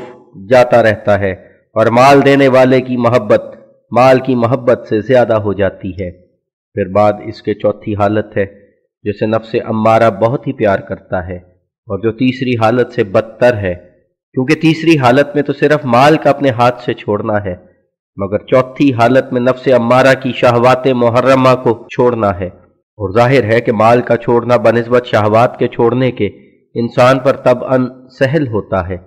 اس لیے یہ حالت بنسبت حالات گزشتہ کے بہت شدید اور خطرناک ہے، اور فطرتاً انسان کو شہوات نفسانیہ کا تعلق بنسبت مال کے تعلق کے بہت پیارا ہوتا ہے۔ یہی وجہ ہے کہ وہ مال کو جو اس کے نزدیک مدار آسائش ہے بڑی خوشی سے شہوات نفسانیہ کی راہ میں فدا کر دیتا ہے، اور اس حالت کے خوفناک جوش کی شہادت میں یہ آیت کافی ہے، وَلَقَدْ ہَمَّتْ بِهِ وَهَمَّ بِهَا لَوْلَا أَن رَأَىٰ بُرْهَانَ رَبِّهِ، سورہ یوسف آیت 25۔ یعنی یہ ایسا موزور جوش ہے کہ اس کا فرو ہونا کسی برہان قوی کا محتاج ہے۔ بس ظاہر ہے کہ درجہ چہارم پر قوت ایمانی بنسبت درجہ سوم کے بہت قوی اور زبردست ہوتی ہے، اور خدا تعالیٰ کی عظمت اور ہیبت اور جبروت کا مشاہدہ بھی پہلے کی نسبت اس میں زیادہ ہوتا ہے۔ اور نہ صرف اس قدر بلکہ یہ بھی اس میں نہایت ضروری ہے کہ جس لذت ممنوعہ کو دور کیا گیا ہے اس کے عوض میں روحانی طور پر کوئی لذت بھی حاصل ہو، اور جیسا کہ بخل کے دور کرنے کے لیے خدا تعالیٰ کی رازقیت پر قوی ایمان درکار ہے، اور خالی جیب ہونے کی حالت میں ایک قوی توکل کی ضرورت ہے تا بخل بھی دور ہو اور غیبی فتوح پر امید بھی پیدا ہو جائے، ایسا ہی شہوات ناپاک نفسانیہ کے دور کرنے کے لیے اور آتش شہوت سے مخلصی پانے کے لیے اس آگ کے وجود پر قوی ایمان ضروری ہے جو جسم اور روح دونوں کو عذاب شدید میں ڈالتی ہے، اور نیز ساتھ اس کے اس روحانی لذت کی ضرورت ہے جو ان کثیف لذتوں سے بے نیاز اور مستغنی کر دیتی ہے۔ جو شخص شہوات نفسانیہ محرمہ کے پنجہ میں اسیر ہے وہ ایک اژدہا کے منہ میں ہے جو نہایت خطرناک زہر رکھتا ہے۔ پس اس سے ظاہر ہے کہ جیسا کہ لغو حرکات کی بیماری سے بخل کی بیماری بڑھ کر ہے، اسی طرح بخل کی بیماری کے مقابل پر شہوات نفسانیہ محرمہ کے پنجہ میں اسیر ہونا سب بلاؤں سے زیادہ بلا ہے، جو خدا تعالیٰ کے ایک خاص رحم کی محتاج ہے۔ اور جب خدا تعالیٰ کسی کو اس بلا سے نجات دینا چاہتا ہے تو اپنی عظمت اور ہیبت اور جبروت کی ایسی تجلی اس پر کرتا ہے جس سے شہوات نفسانیہ محرمہ پارا پارا ہو جاتی ہیں، اور پھر جمالی رنگ میں اپنی لطیف محبت کا ذوق اس کے دل میں ڈالتا ہے، اور جس طرح شیرخوار بچہ دودھ چھوڑنے کے بعد صرف ایک رات تلخی میں گزارتا ہے، بعد اس کے اس دودھ کو ایسا فراموش کر دیتا ہے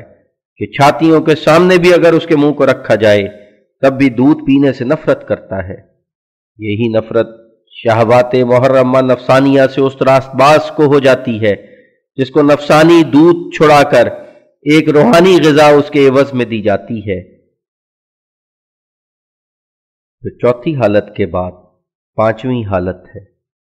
جس کے مفاسد سے نہایت سخت اور شدید محبت نفس امارہ کو ہے، کیونکہ اس مرتبہ پر صرف ایک لڑائی باقی رہ جاتی ہے، اور وہ وقت قریب آ جاتا ہے کہ حضرت عزت جل شانہ کے فرشتے اس وجود کی تمام آبادی کو فتح کر لیں اور اس پر اپنا پورا تصرف اور دخل کر لیں، اور تمام نفسانی سلسلے کو درہم برہم کر دیں، اور نفسانی قوا کے کریا کو ویران کر دیں، اور اس کے نمبرداروں کو ذلیل اور پست کر کے دکھلا دیں، اور پہلی سلطنت پر ایک تباہی ڈال دیں۔ اور انقلاب سلطنت پر ایسا ہی ہوا کرتا ہے۔ ان الملوک اذا دخلوا قریۃ افسدوها وجعلوا اعزۃ اہلها اذلۃ وکذالک یفعلون، سورہ النمل آیت 35۔ اور یہ مومن کے لیے ایک آخری امتحان اور آخری جنگ ہے جس پر اس کے تمام مراتب سلوک ختم ہو جاتے ہیں، اور اس کا سلسلہ ترقیات جو کسب اور کوشش سے ہے انتہا تک پہنچ جاتا ہے، اور انسانی کوششیں اپنے اخیر نقطہ تک منزل طے کر لیتی ہیں۔ پھر بعد اس کے صرف محبت اور فضل کا کام باقی رہ جاتا ہے جو خلق آخر کے متعلق ہے۔ اور یہ پانچویں حالت چوتھی حالت سے مشکل تر ہے، کیونکہ چوتھی حالت میں تو صرف مومن کا کام یہ ہے کہ شہوات محرمہ نفسانیہ کو ترک کرے، مگر پانچویں حالت میں مومن کا کام یہ ہے کہ نفس کو بھی ترک کر دے اور اس کو خدا تعالیٰ کی امانت سمجھ کر خدا تعالیٰ کی طرف واپس کرے، اور خدا کے کاموں میں اپنے نفس کو وقف کر کے اس سے خدمت لے، اور خدا کی راہ میں بذل نفس کرنے کا ارادہ رکھے، اور اپنے نفس کی نفی وجود کے لیے کوشش کرے، کیونکہ جب تک نفس کا وجود باقی ہے گناہ کرنے کے لیے جذبات بھی باقی ہیں جو تقوی کے برخلاف ہیں، اور نیز جب تک وجود نفس باقی ہے ممکن نہیں کہ انسان تقوی کی باریک راہوں پر قدم مار سکے یا پورے طور پر خدا کی امانتوں اور عہدوں یا مخلوق کی امانتوں اور عہدوں کو ادا کر سکے۔ لیکن جیسا کہ بخل بغیر توکل اور خدا کی رازقیت پر ایمان لانے کے ترک نہیں ہو سکتا، اور شہوات نفسانیہ محرمہ بغیر استیلائے ہیبت اور عظمت الہی اور لذات روحانیہ کے چھوٹ نہیں سکتی، ایسا ہی یہ مرتبہ عظمیٰ کہ ترک نفس کر کے تمام امانت خدا تعالیٰ کی اس کو واپس دی جائیں کبھی حاصل نہیں ہو سکتا جب تک کہ ایک تیز آندھی عشق الہی کی چل کر کسی کو اس کی راہ میں دیوانہ نہ بنا دے۔ یہ تو در حقیقت عشق الہی کے مستوں اور دیوانوں کے کام ہیں، دنیا کے عقل مندوں کے کام نہیں۔ آسماں بارے امانت نہ توانست کشید، قرۂ فال بنام من دیوانہ زدند۔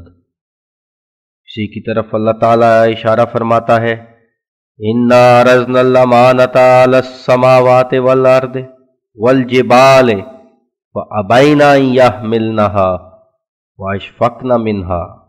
وَحَمَلَهَا الْإِنسَانُ إِنَّهُ كَانَ ظَلُومًا جَهُولًا، سورہ الاحزاب آیت 73۔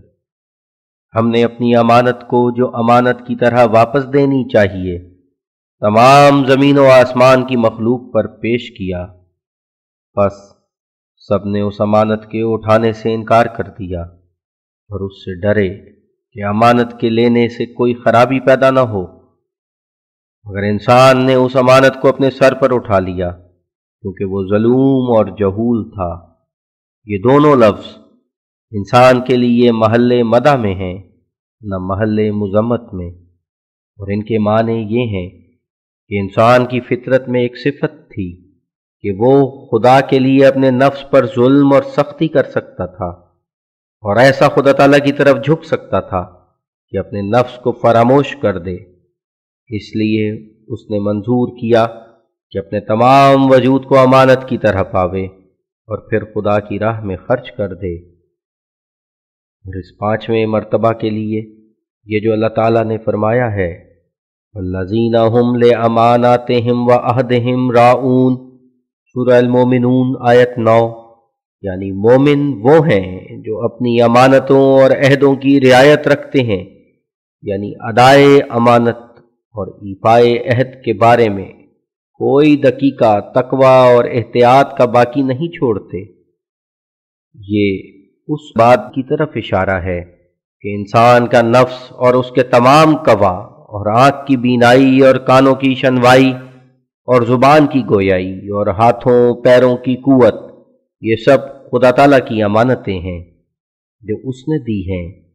اور جس وقت وہ چاہے اپنی امانتوں کو واپس لے سکتا ہے۔ بس ان تمام امانتوں کا رعایت رکھنا یہ ہے کہ باریک در باریک تقوی کی پابندی سے خدا تعالیٰ کی خدمت میں نفس اور اس کے تمام قوا اور جسم اور اس کے تمام قوا اور جوارے کو لگایا جائے، اس طرح پر کہ گویا یہ تمام چیزیں اس کی نہیں بلکہ خدا کی ہو جائیں، اور اس کی مرضی سے نہیں بلکہ خدا کی مرضی کے موافق ان تمام قوا اور اعضاء کا حرکت اور سکون ہو، اور اس کا ارادہ کچھ بھی نہ رہے بلکہ خدا کا ارادہ ان میں کام کرے، اور خدا تعالیٰ کے ہاتھ میں اس کا نفس ایسا ہو جیسا کہ مردہ زندہ کے ہاتھ میں ہوتا ہے، اور یہ خود رائی سے بے دخل ہو، اور خدا تعالیٰ کا پورا تصرف اس کے وجود پر ہو جائے، یہاں تک کہ اسی سے دیکھے اور اسی سے سنے اور اسی سے بولے اور اسی سے حرکت یا سکون کرے، اور نفس کی دقیق در دقیق آلائشیں جو کسی خوردبین سے بھی نظر نہیں آ سکتی دور ہو کر فقط روح رہ جائے۔ غرض مہیمنت خدا کی اس پر احاطہ کر لے اور اپنے وجود سے اس کو کھو دے، اور اس کی حکومت اپنے وجود پر کچھ نہ رہے اور سب حکومت خدا کی ہو جائے، اور نفسانی جوش سب مفقود ہو جائیں اور الوہیت کے ارادے اس کے وجود میں جوش زن ہو جائیں۔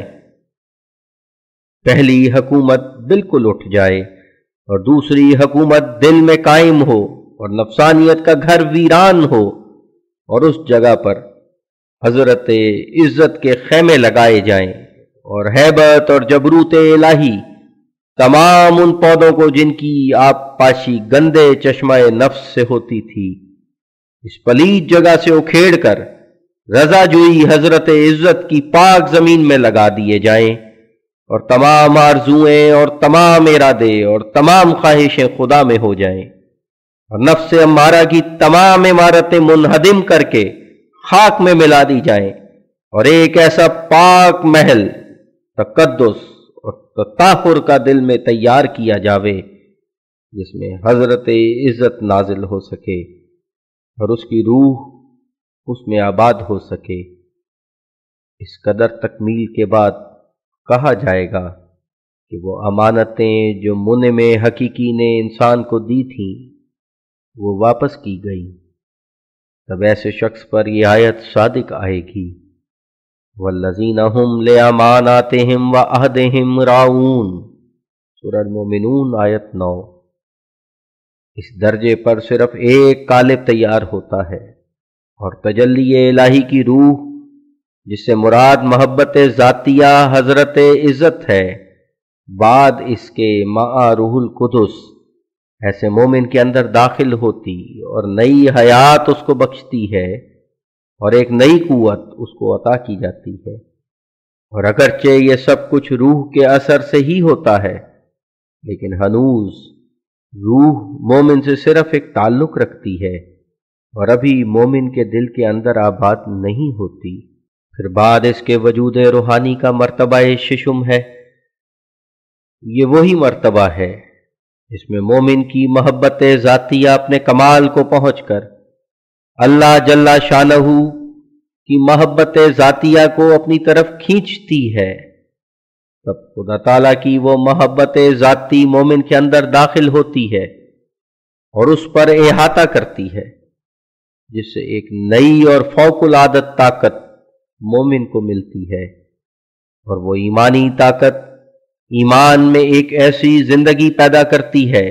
जैसे एक तालिब बेजान में रूह दाखिल हो जाती है, बल्कि वो मोमिन में दाखिल होकर दर हकीकत एक रूह का काम करती है। तमाम कवा में उससे एक नूर पैदा होता है और रूहुल कुदुस की ताईद ऐसे मोमिन के शामिल हाल होती है कि वो बातें और वो अलूम जो इंसानी ताकत से बरतर हैं, वो इस दर्जे के मोमिन पर खोले जाते हैं और इस दर्जे का मोमिन ईमानी तरक्यात के तमाम मरातिब तय करके उन ज़िल्ली कमालात की वजह से जो हज़रत इज़्ज़त के कमालात से उसको मिलते हैं, आसमान पर खलीफतुल्लाह का लक़ब पाता है। क्योंकि जैसा कि एक शख्स जब आईने के मुकाबिल पर खड़ा होता है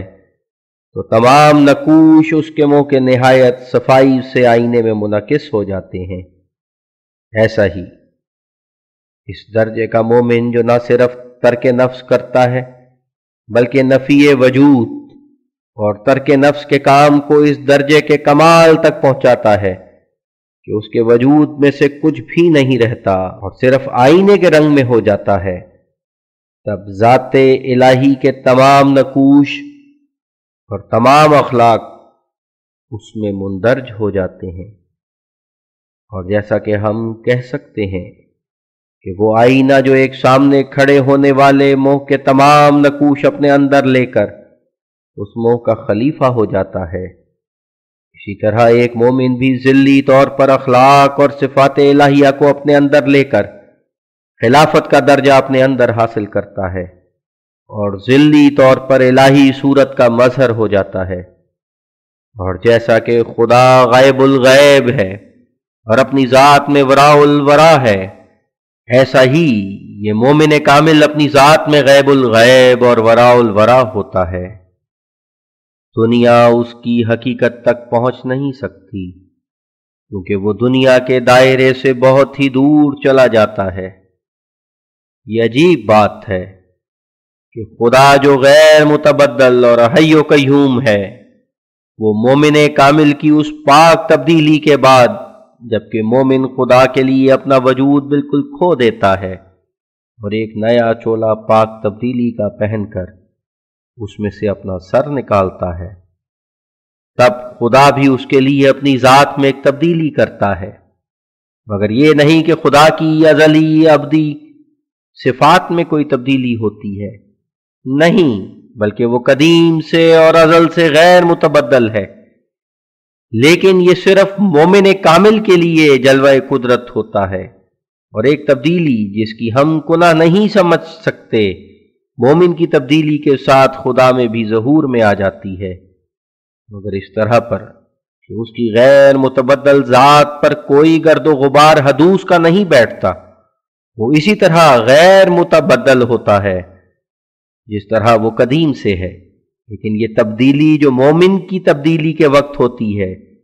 ये इस किस्म की है जैसा कि लिखा है कि जब मोमिन खुदा ताला की तरफ हरकत करता है तो खुदा उसकी निस्बत तेज हरकत के साथ उसकी तरफ आता है। और जाहिर है कि जैसा कि अल्लाह ताला तब्दीलियों से पाक है,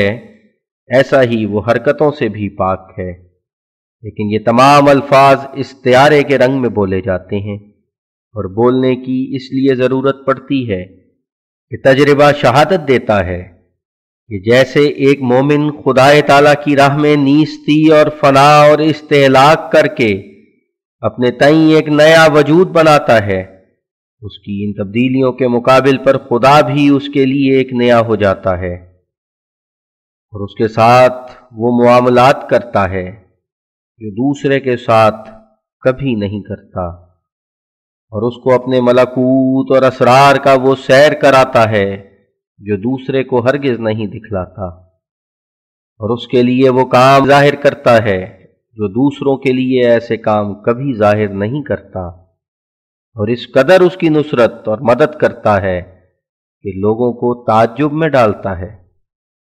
اس کے لیے خوارق دکھلاتا ہے اور معجزات ظاہر کرتا ہے، اور ہر ایک پہلو سے اس کو غالب کر دیتا ہے، اور اس کی ذات میں قوت کشش رکھ دیتا ہے جس سے ایک جہان اس کی طرف کھینچا چلا جاتا ہے، اور وہی باقی رہ جاتے ہیں جن پر شقاوت ازلی غالب ہے۔ بس ان تمام باتوں سے ظاہر ہے کہ مومن کامل کی پاک تبدیلی کے ساتھ خدا تعالیٰ بھی ایک نئی صورت کی تجلی سے اس پر ظاہر ہوتا ہے۔ یہ اس بات کا ثبوت ہے کہ اس نے انسان کو اپنے لیے پیدا کیا ہے، کیونکہ جب انسان خدا تعالیٰ کی طرف رجوع کرنا شروع کرے تو اسی دن سے، بلکہ اسی گھڑی سے، بلکہ اسی دم سے خدا تعالیٰ کا رجوع اس کی طرف شروع ہو جاتا ہے، اور وہ اس کا متولی اور متکفل اور حامی اور ناصر بن جاتا ہے۔ اور اگر ایک طرف تمام دنیا ہو اور ایک طرف مومن کامل، تو آخر غلبہ اسی کو ہوتا ہے، کیونکہ خدا اپنی محبت میں صادق ہے اور اپنے وعدوں میں پورا۔ وہ اس کو جو در حقیقت اس کا ہو جاتا ہے ہرگز ضائع نہیں کرتا۔ ایسا مومن آگ میں ڈالا جاتا ہے اور گلزار میں سے نکلتا ہے،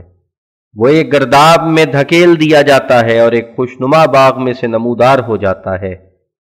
دشمن اس کے لیے بہت منصوبے کرتے اور اس کو ہلاک کرنا چاہتے ہیں، لیکن خدا ان کے تمام مکروں اور منصوبوں کو پاش پاش کر دیتا ہے، کیونکہ وہ اس کے ہر قدم کے ساتھ ہوتا ہے۔ اس لیے آخر اس کی ذلت چاہنے والے ذلت کی مار سے مرتے ہیں اور نامرادی ان کا انجام ہوتا ہے، لیکن وہ جو اپنے تمام دل اور تمام جان اور تمام ہمت کے ساتھ خدا کا ہو گیا ہے، وہ نامراد ہرگز نہیں مرتا، اور اس کی عمر میں برکت دی جاتی ہے، اور ضرور ہے کہ وہ جیتا رہے جب تک اپنے کاموں کو پورا کر لے۔ تمام برکتیں اخلاص میں ہیں، اور تمام اخلاص خدا کی رضا جوئی میں، اور تمام خدا کی رضا جوئی اپنی رضا کے چھوڑنے میں۔ یہی موت ہے، اس کے بعد زندگی ہے۔ مبارک وہ جو اس زندگی میں سے حصہ لے۔ اب واضح ہو کہ جہاں تک ہم نے سورۃ المومنون کی آیت ممدوحہ بالا کے معجزہ ہونے کی نسبت لکھنا تھا، وہ سب ہم لکھ چکے اور بخوبی ثابت کر چکے کہ سورہ موصوفہ کی ابتدا میں مومن کے وجود روحانی کے 6 مراتب قرار دیے ہیں، اور مرتبہ ششم خلق آخر کا رکھا ہے۔ یہی مراتب 6 سورہ موصوفہ بالا میں جسمانی پیدائش کے بارے میں بعد ذکر پیدائش روحانی بیان فرمائے گئے ہیں، اور یہ ایک علمی اعجاز ہے، اور یہ علمی نقطہ قرآن شریف سے پہلے کسی کتاب میں مذکور نہیں ہے۔ پس ان آیات کا آخری حصہ یعنی فتبارک اللہ احسن الخالقین المومنون 15 بلا شبہ ایک علمی معجزے کی جڑ ہے، کیونکہ وہ ایک اعجازی موقع پر چسپاں کیا گیا ہے، اور انسان کے لیے یہ بات ممکن نہیں کہ اپنے بیان میں ایسی اعجازی صورت پیدا کرے اور پھر اس پر آیت فتبارک اللہ احسن الخالقین چسپاں کرے۔ اور اگر کوئی کہے کہ اس پر کیا دلیل ہے کہ آیات مذکورہ بالا میں جو مقابلہ انسان کے مراتب پیدائش روحانی اور پیدائش جسمانی میں دکھلایا گیا ہے وہ علمی معجزہ ہے، تو اس کا جواب یہ ہے کہ معجزہ اس کو کہتے ہیں کہ کوئی انسان اس کے مثل بنانے پر قادر نہ ہو سکے، یا گزشتہ زمانے میں قادر نہ ہو سکا ہو، اور نہ بعد میں قادر ہونے کا ثبوت ہو۔ پس ہم دعویٰ سے کہتے ہیں کہ یہ بیان انسانی پیدائش کی دقیق فلسفی کا جو قرآن شریف میں مندرج ہے، یہ ایک ایسا بے مثل و مانند بیان ہے کہ اس کی نظیر پہلے اس سے کسی کتاب میں نہیں پائی جاتی۔ نہ اس زمانے میں ہم نے سنا کہ کسی ایسے شخص کو جو قرآن شریف کا علم نہیں رکھتا اس فلسفی کے بیان کرنے میں قرآن شریف سے توارد ہوا ہو، اور جب کہ قرآن شریف اپنے جمیع معارف اور نشانوں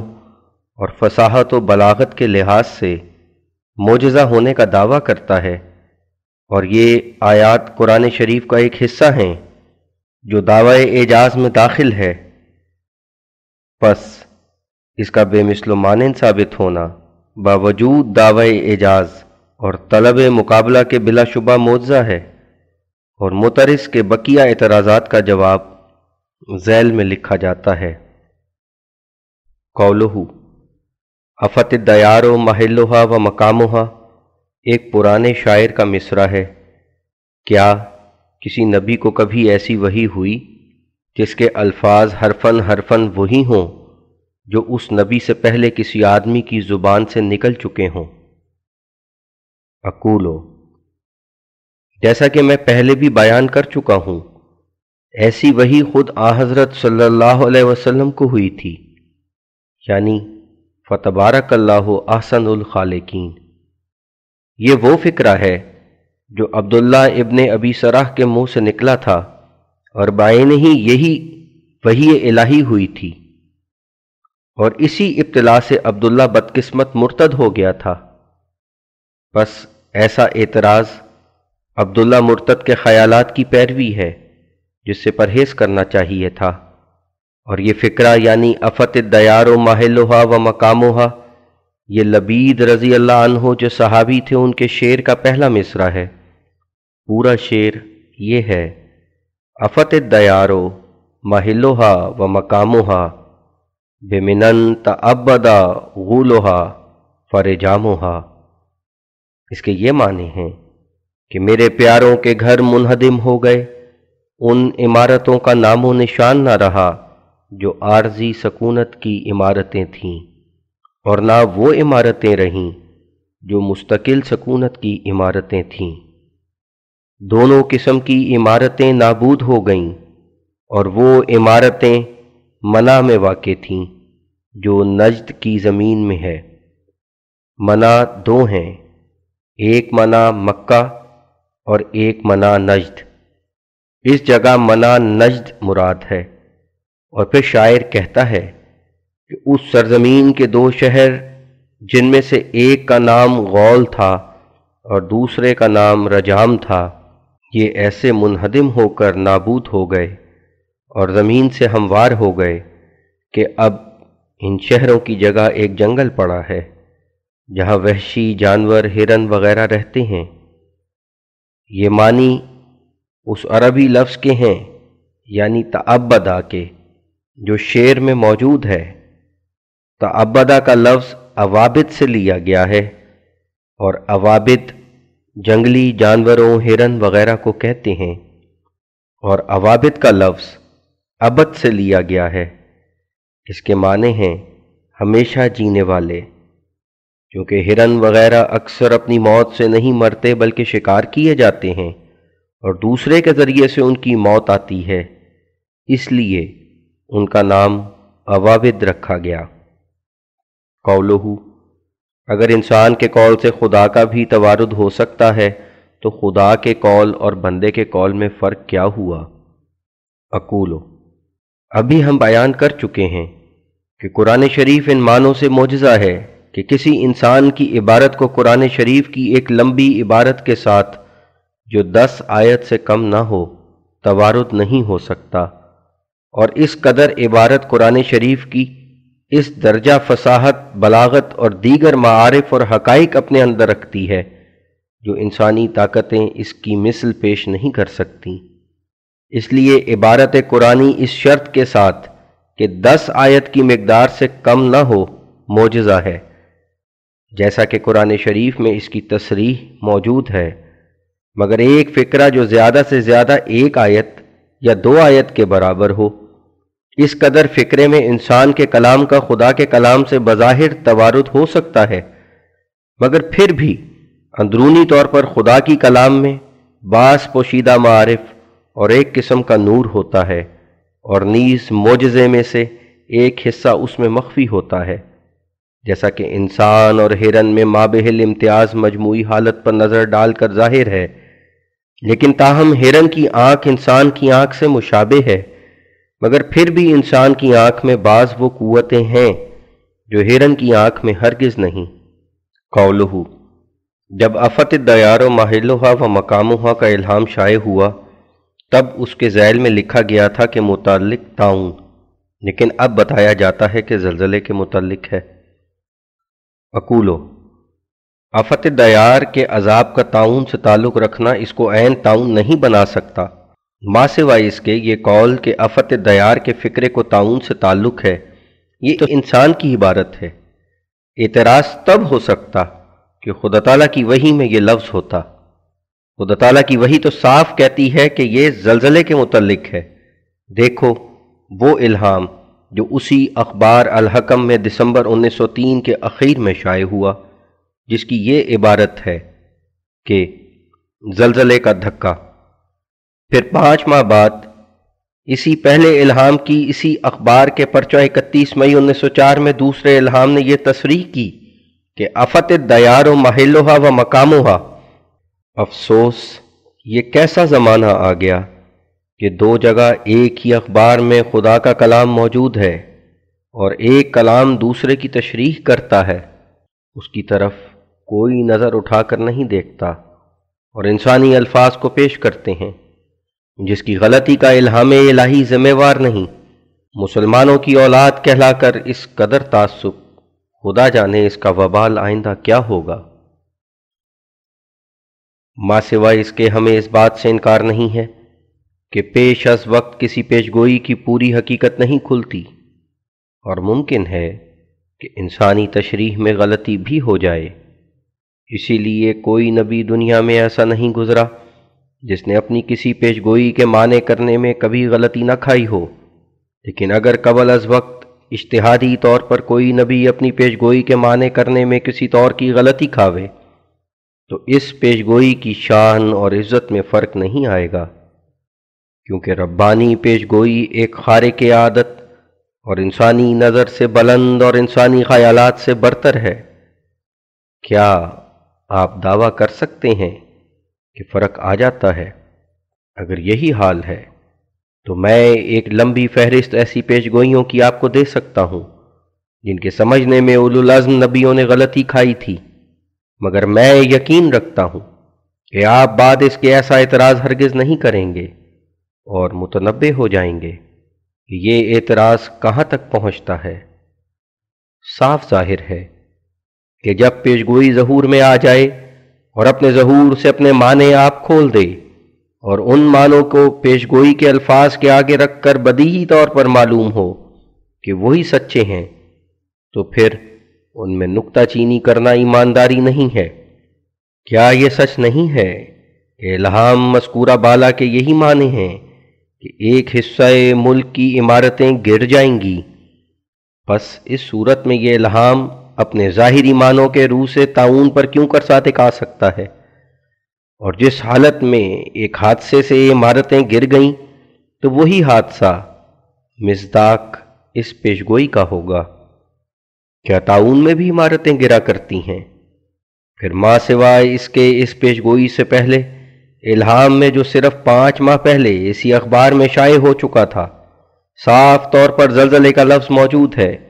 اور الہامی لفظ یہ ہیں کہ زلزلے کا دھکا۔ پس اس میں کیا شک ہے کہ اسی اخبار میں ایک آنے والے زلزلے کی خبر دی گئی ہے۔ اب آپ خود منصف ہو کر سوچ لیں کہ الہام افت الدیار و محلھا و مقامھا اپنے لفظی معنوں کے روح سے اس زلزلے کی پیشگوئی پر چسپاں ہوتا ہے جو پہلے اس سے ذکر بھی کیا گیا، یا طاعون پر؟ ما سوا اس کے زلزلے کی پیشگوئی کا اس فکرے سے یعنی افت الدیار کی پیشگوئی سے جیسا کہ معنوں کی روح سے تعلق ہے، ایسا ہی قرب زمانی کی روح سے بھی تعلق ہے، اور وہ یہ کہ افت الدیار کے الہام سے 5 ماہ پہلے صریح الفاظ میں زلزلے کا الہام ہو چکا ہے، اور دونوں پیشگوئیاں ایک دوسرے کے بعد شائع ہو چکی ہیں، یعنی پہلے زلزلے کا دھکا اور پھر افت الدیار و محلھا و مقامھا، اور ان دونوں کے اندر طاعون کا کوئی ذکر نہیں۔ قولہ، اگر الہام افت الدیار کی نسبت قطعی طور پر علم نہیں دیا گیا تھا کہ وہ زلزلے کے متعلق ہے، تو پھر ایسے الہام سے فائدہ کیا ہوا؟ اقولو، افسوس آپ کو سنت اللہ کی کچھ بھی خبر نہیں۔ نبی کے لیے کسی پیشگوئی کے کسی خاص پہلو کا قطعی علم ہونا کہ ضرور اسی پہلو پر ظاہر ہوگی ضروری نہیں۔ پیشگوئی میں اس بات کا ہونا تو ضروری ہے کہ اس کا مفہوم خارق عادت ہو اور انسانی طاقت یا مکر و فریب اس کا مقابلہ نہ کر سکے، مگر یہ ضروری نہیں ہے کہ ہر ایک پہلو سے اس پیشگوئی کی حقیقت ظاہر کی جائے۔ توریت میں ہمارے نبی صلی اللہ علیہ وسلم کی نسبت ایک ضروری پیشگوئی محض گول مول ہے کہ ایک نبی موسیٰ کی مانند بنی اسرائیل میں سے ان کے بھائیوں میں سے آئے گا۔ حاشیہ: توریت میں بعض جگہ بنی اسرائیل کو مخاطب کر کے کہا گیا ہے کہ وہ تم میں سے ہی آئے گا۔ حاشیہ ختم۔ اور کہیں کھول کر نہ بتلایا کہ بنی اسماعیل میں سے آئے گا اور اس کا یہ نام اور اس کے باپ کا یہ نام ہوگا اور مکہ میں پیدا ہوگا اور اتنی مدت بعد آئے گا۔ اس لیے یہود کو اس پیشگوئی سے کچھ بھی فائدہ نہ ہوا اور اسی غلطی سے لاکھوں یہود جہنم میں جا پڑے، حالانکہ قرآن شریف نے اس پیشگوئی کی طرف اس آیت میں اشارہ کیا ہے، اِنَّا أَرْسَلْنَا إِلَيْكُمْ رَسُولًا شَاهِدًا عَلَيْكُمْ كَمَا أَرْسَلْنَا إِلَىٰ فِرْعَوْنَ رَسُولًا۔ المزمل 16۔ اور یہود کہتے ہیں کہ مسیح موسیٰ یسوع نبی تھا جو موسیٰ کے فوت ہونے کے بعد اس کا جانشین ہوا، اور عیسائی کہتے ہیں کہ مسیح موسیٰ عیسیٰ ہے کیونکہ وہ بھی موسیٰ کی طرح منجی ہو کر آیا ہے۔ اب بتلاؤ کہ توریت کی ایسی پیشگوئی کا جس نے کوئی صاف فیصلہ نہ کیا کیا فائدہ ہوا؟ جس نبی علیہ السلام کی نسبت پیشگوئی تھی نہ یہود اس کو شناخت کر سکے نہ عیسائی، اور دونوں گروہ سعادت قبول سے محروم رہے، مگر وہ وحی الہی جو میرے پر نازل ہوئی، یعنی افت الدیار و محلھا و مقامھا، یہ جیسا کہ تمہارا خیال ہے مبہم نہیں ہے، کیونکہ اس سے پہلے اسی اخبار میں یہ الہام موجود ہے کہ زلزلے کا دھکا، پھر بعد اس کے یہ دوسری وحی کہ افت الدیار و محلھا و مقامھا اسی زلزلے کی صفات بیان کرتی ہے جس کا پہلے اسی اخبار میں ذکر ہو چکا ہے، اور یہ پیشگوئی طاعون پر کسی طرح صادق نہیں آ سکتی، اور یہ دونوں وہی ایک ہی اخبار میں صرف 5 ماہ کے فاصلے کے ساتھ موجود ہیں، یعنی الحکم میں۔ اب بتلاؤ کہ کیا یہ ہٹ دھرمی ہے یا نہیں کہ ایسی عظیم الشان پیشگوئی کو جو 2 مرتبہ ایک ہی اخبار میں سری زلزلے کا نام اور اس کے صفات بیان کر کے اس عظیم الشان حادثے کی خبر دیتی ہے، نکمی اور لغو قرار دی جائے؟ اور اگر یہی بات ہے تو پھر آپ کا اسلام پر قائم رہنا ہی مشکل ہے۔ معتبر تفسیروں میں لکھا ہے کہ جب یہ آیت نازل ہوئی سَيُهْزَمُ الْجَمْعُ وَيُوَلُّونَ الدُّبُرَ القمر 46، تو حضرت صلی اللہ علیہ وسلم نے فرمایا کہ مجھ کو معلوم نہیں کہ یہ پیشگوئی کس موقع کے متعلق ہے، اور پھر جب بدر کی لڑائی میں فتح عظیم ہوئی تو آپ نے فرمایا کہ اب معلوم ہوا کہ اسی فتح عظیم کی یہ پیشگوئی خبر دیتی تھی، اور ایک مرتبہ آپ نے فرمایا مجھ کو ایک خوشہ انگور دیا گیا کہ یہ ابو جہل کے لیے ہے، اور میں حیران تھا کہ ابو جہل کا ایسا خبیث مادہ ہے کہ وہ بہشت میں داخل ہونے کے لائق نہیں، اور کچھ بھی اس کے معنی سمجھ میں نہ آئے۔ آخر وہ پیشگوئی اس طرح پوری ہوئی کہ ابو جہل کا بیٹا اکرمہ مسلمان ہو گیا، اور ایک مرتبہ آپ نے ایک وحی الہی کے مطابق مدینہ سے مکہ کی طرف ایک طویل سفر کیا، اور وحی الہی میں یہ بشارت دی گئی تھی کہ مکہ کے اندر داخل ہوں گے اور خانہ کعبہ کا طواف کریں گے، اور وقت نہیں بتایا گیا تھا، مگر حضرت صلی اللہ علیہ وسلم نے محض اجتہاد کی بنا پر اس سفر کی تکلیف اٹھائی، اور وہ اجتہاد صحیح نہ نکلا اور مکہ میں داخل نہ ہو سکے،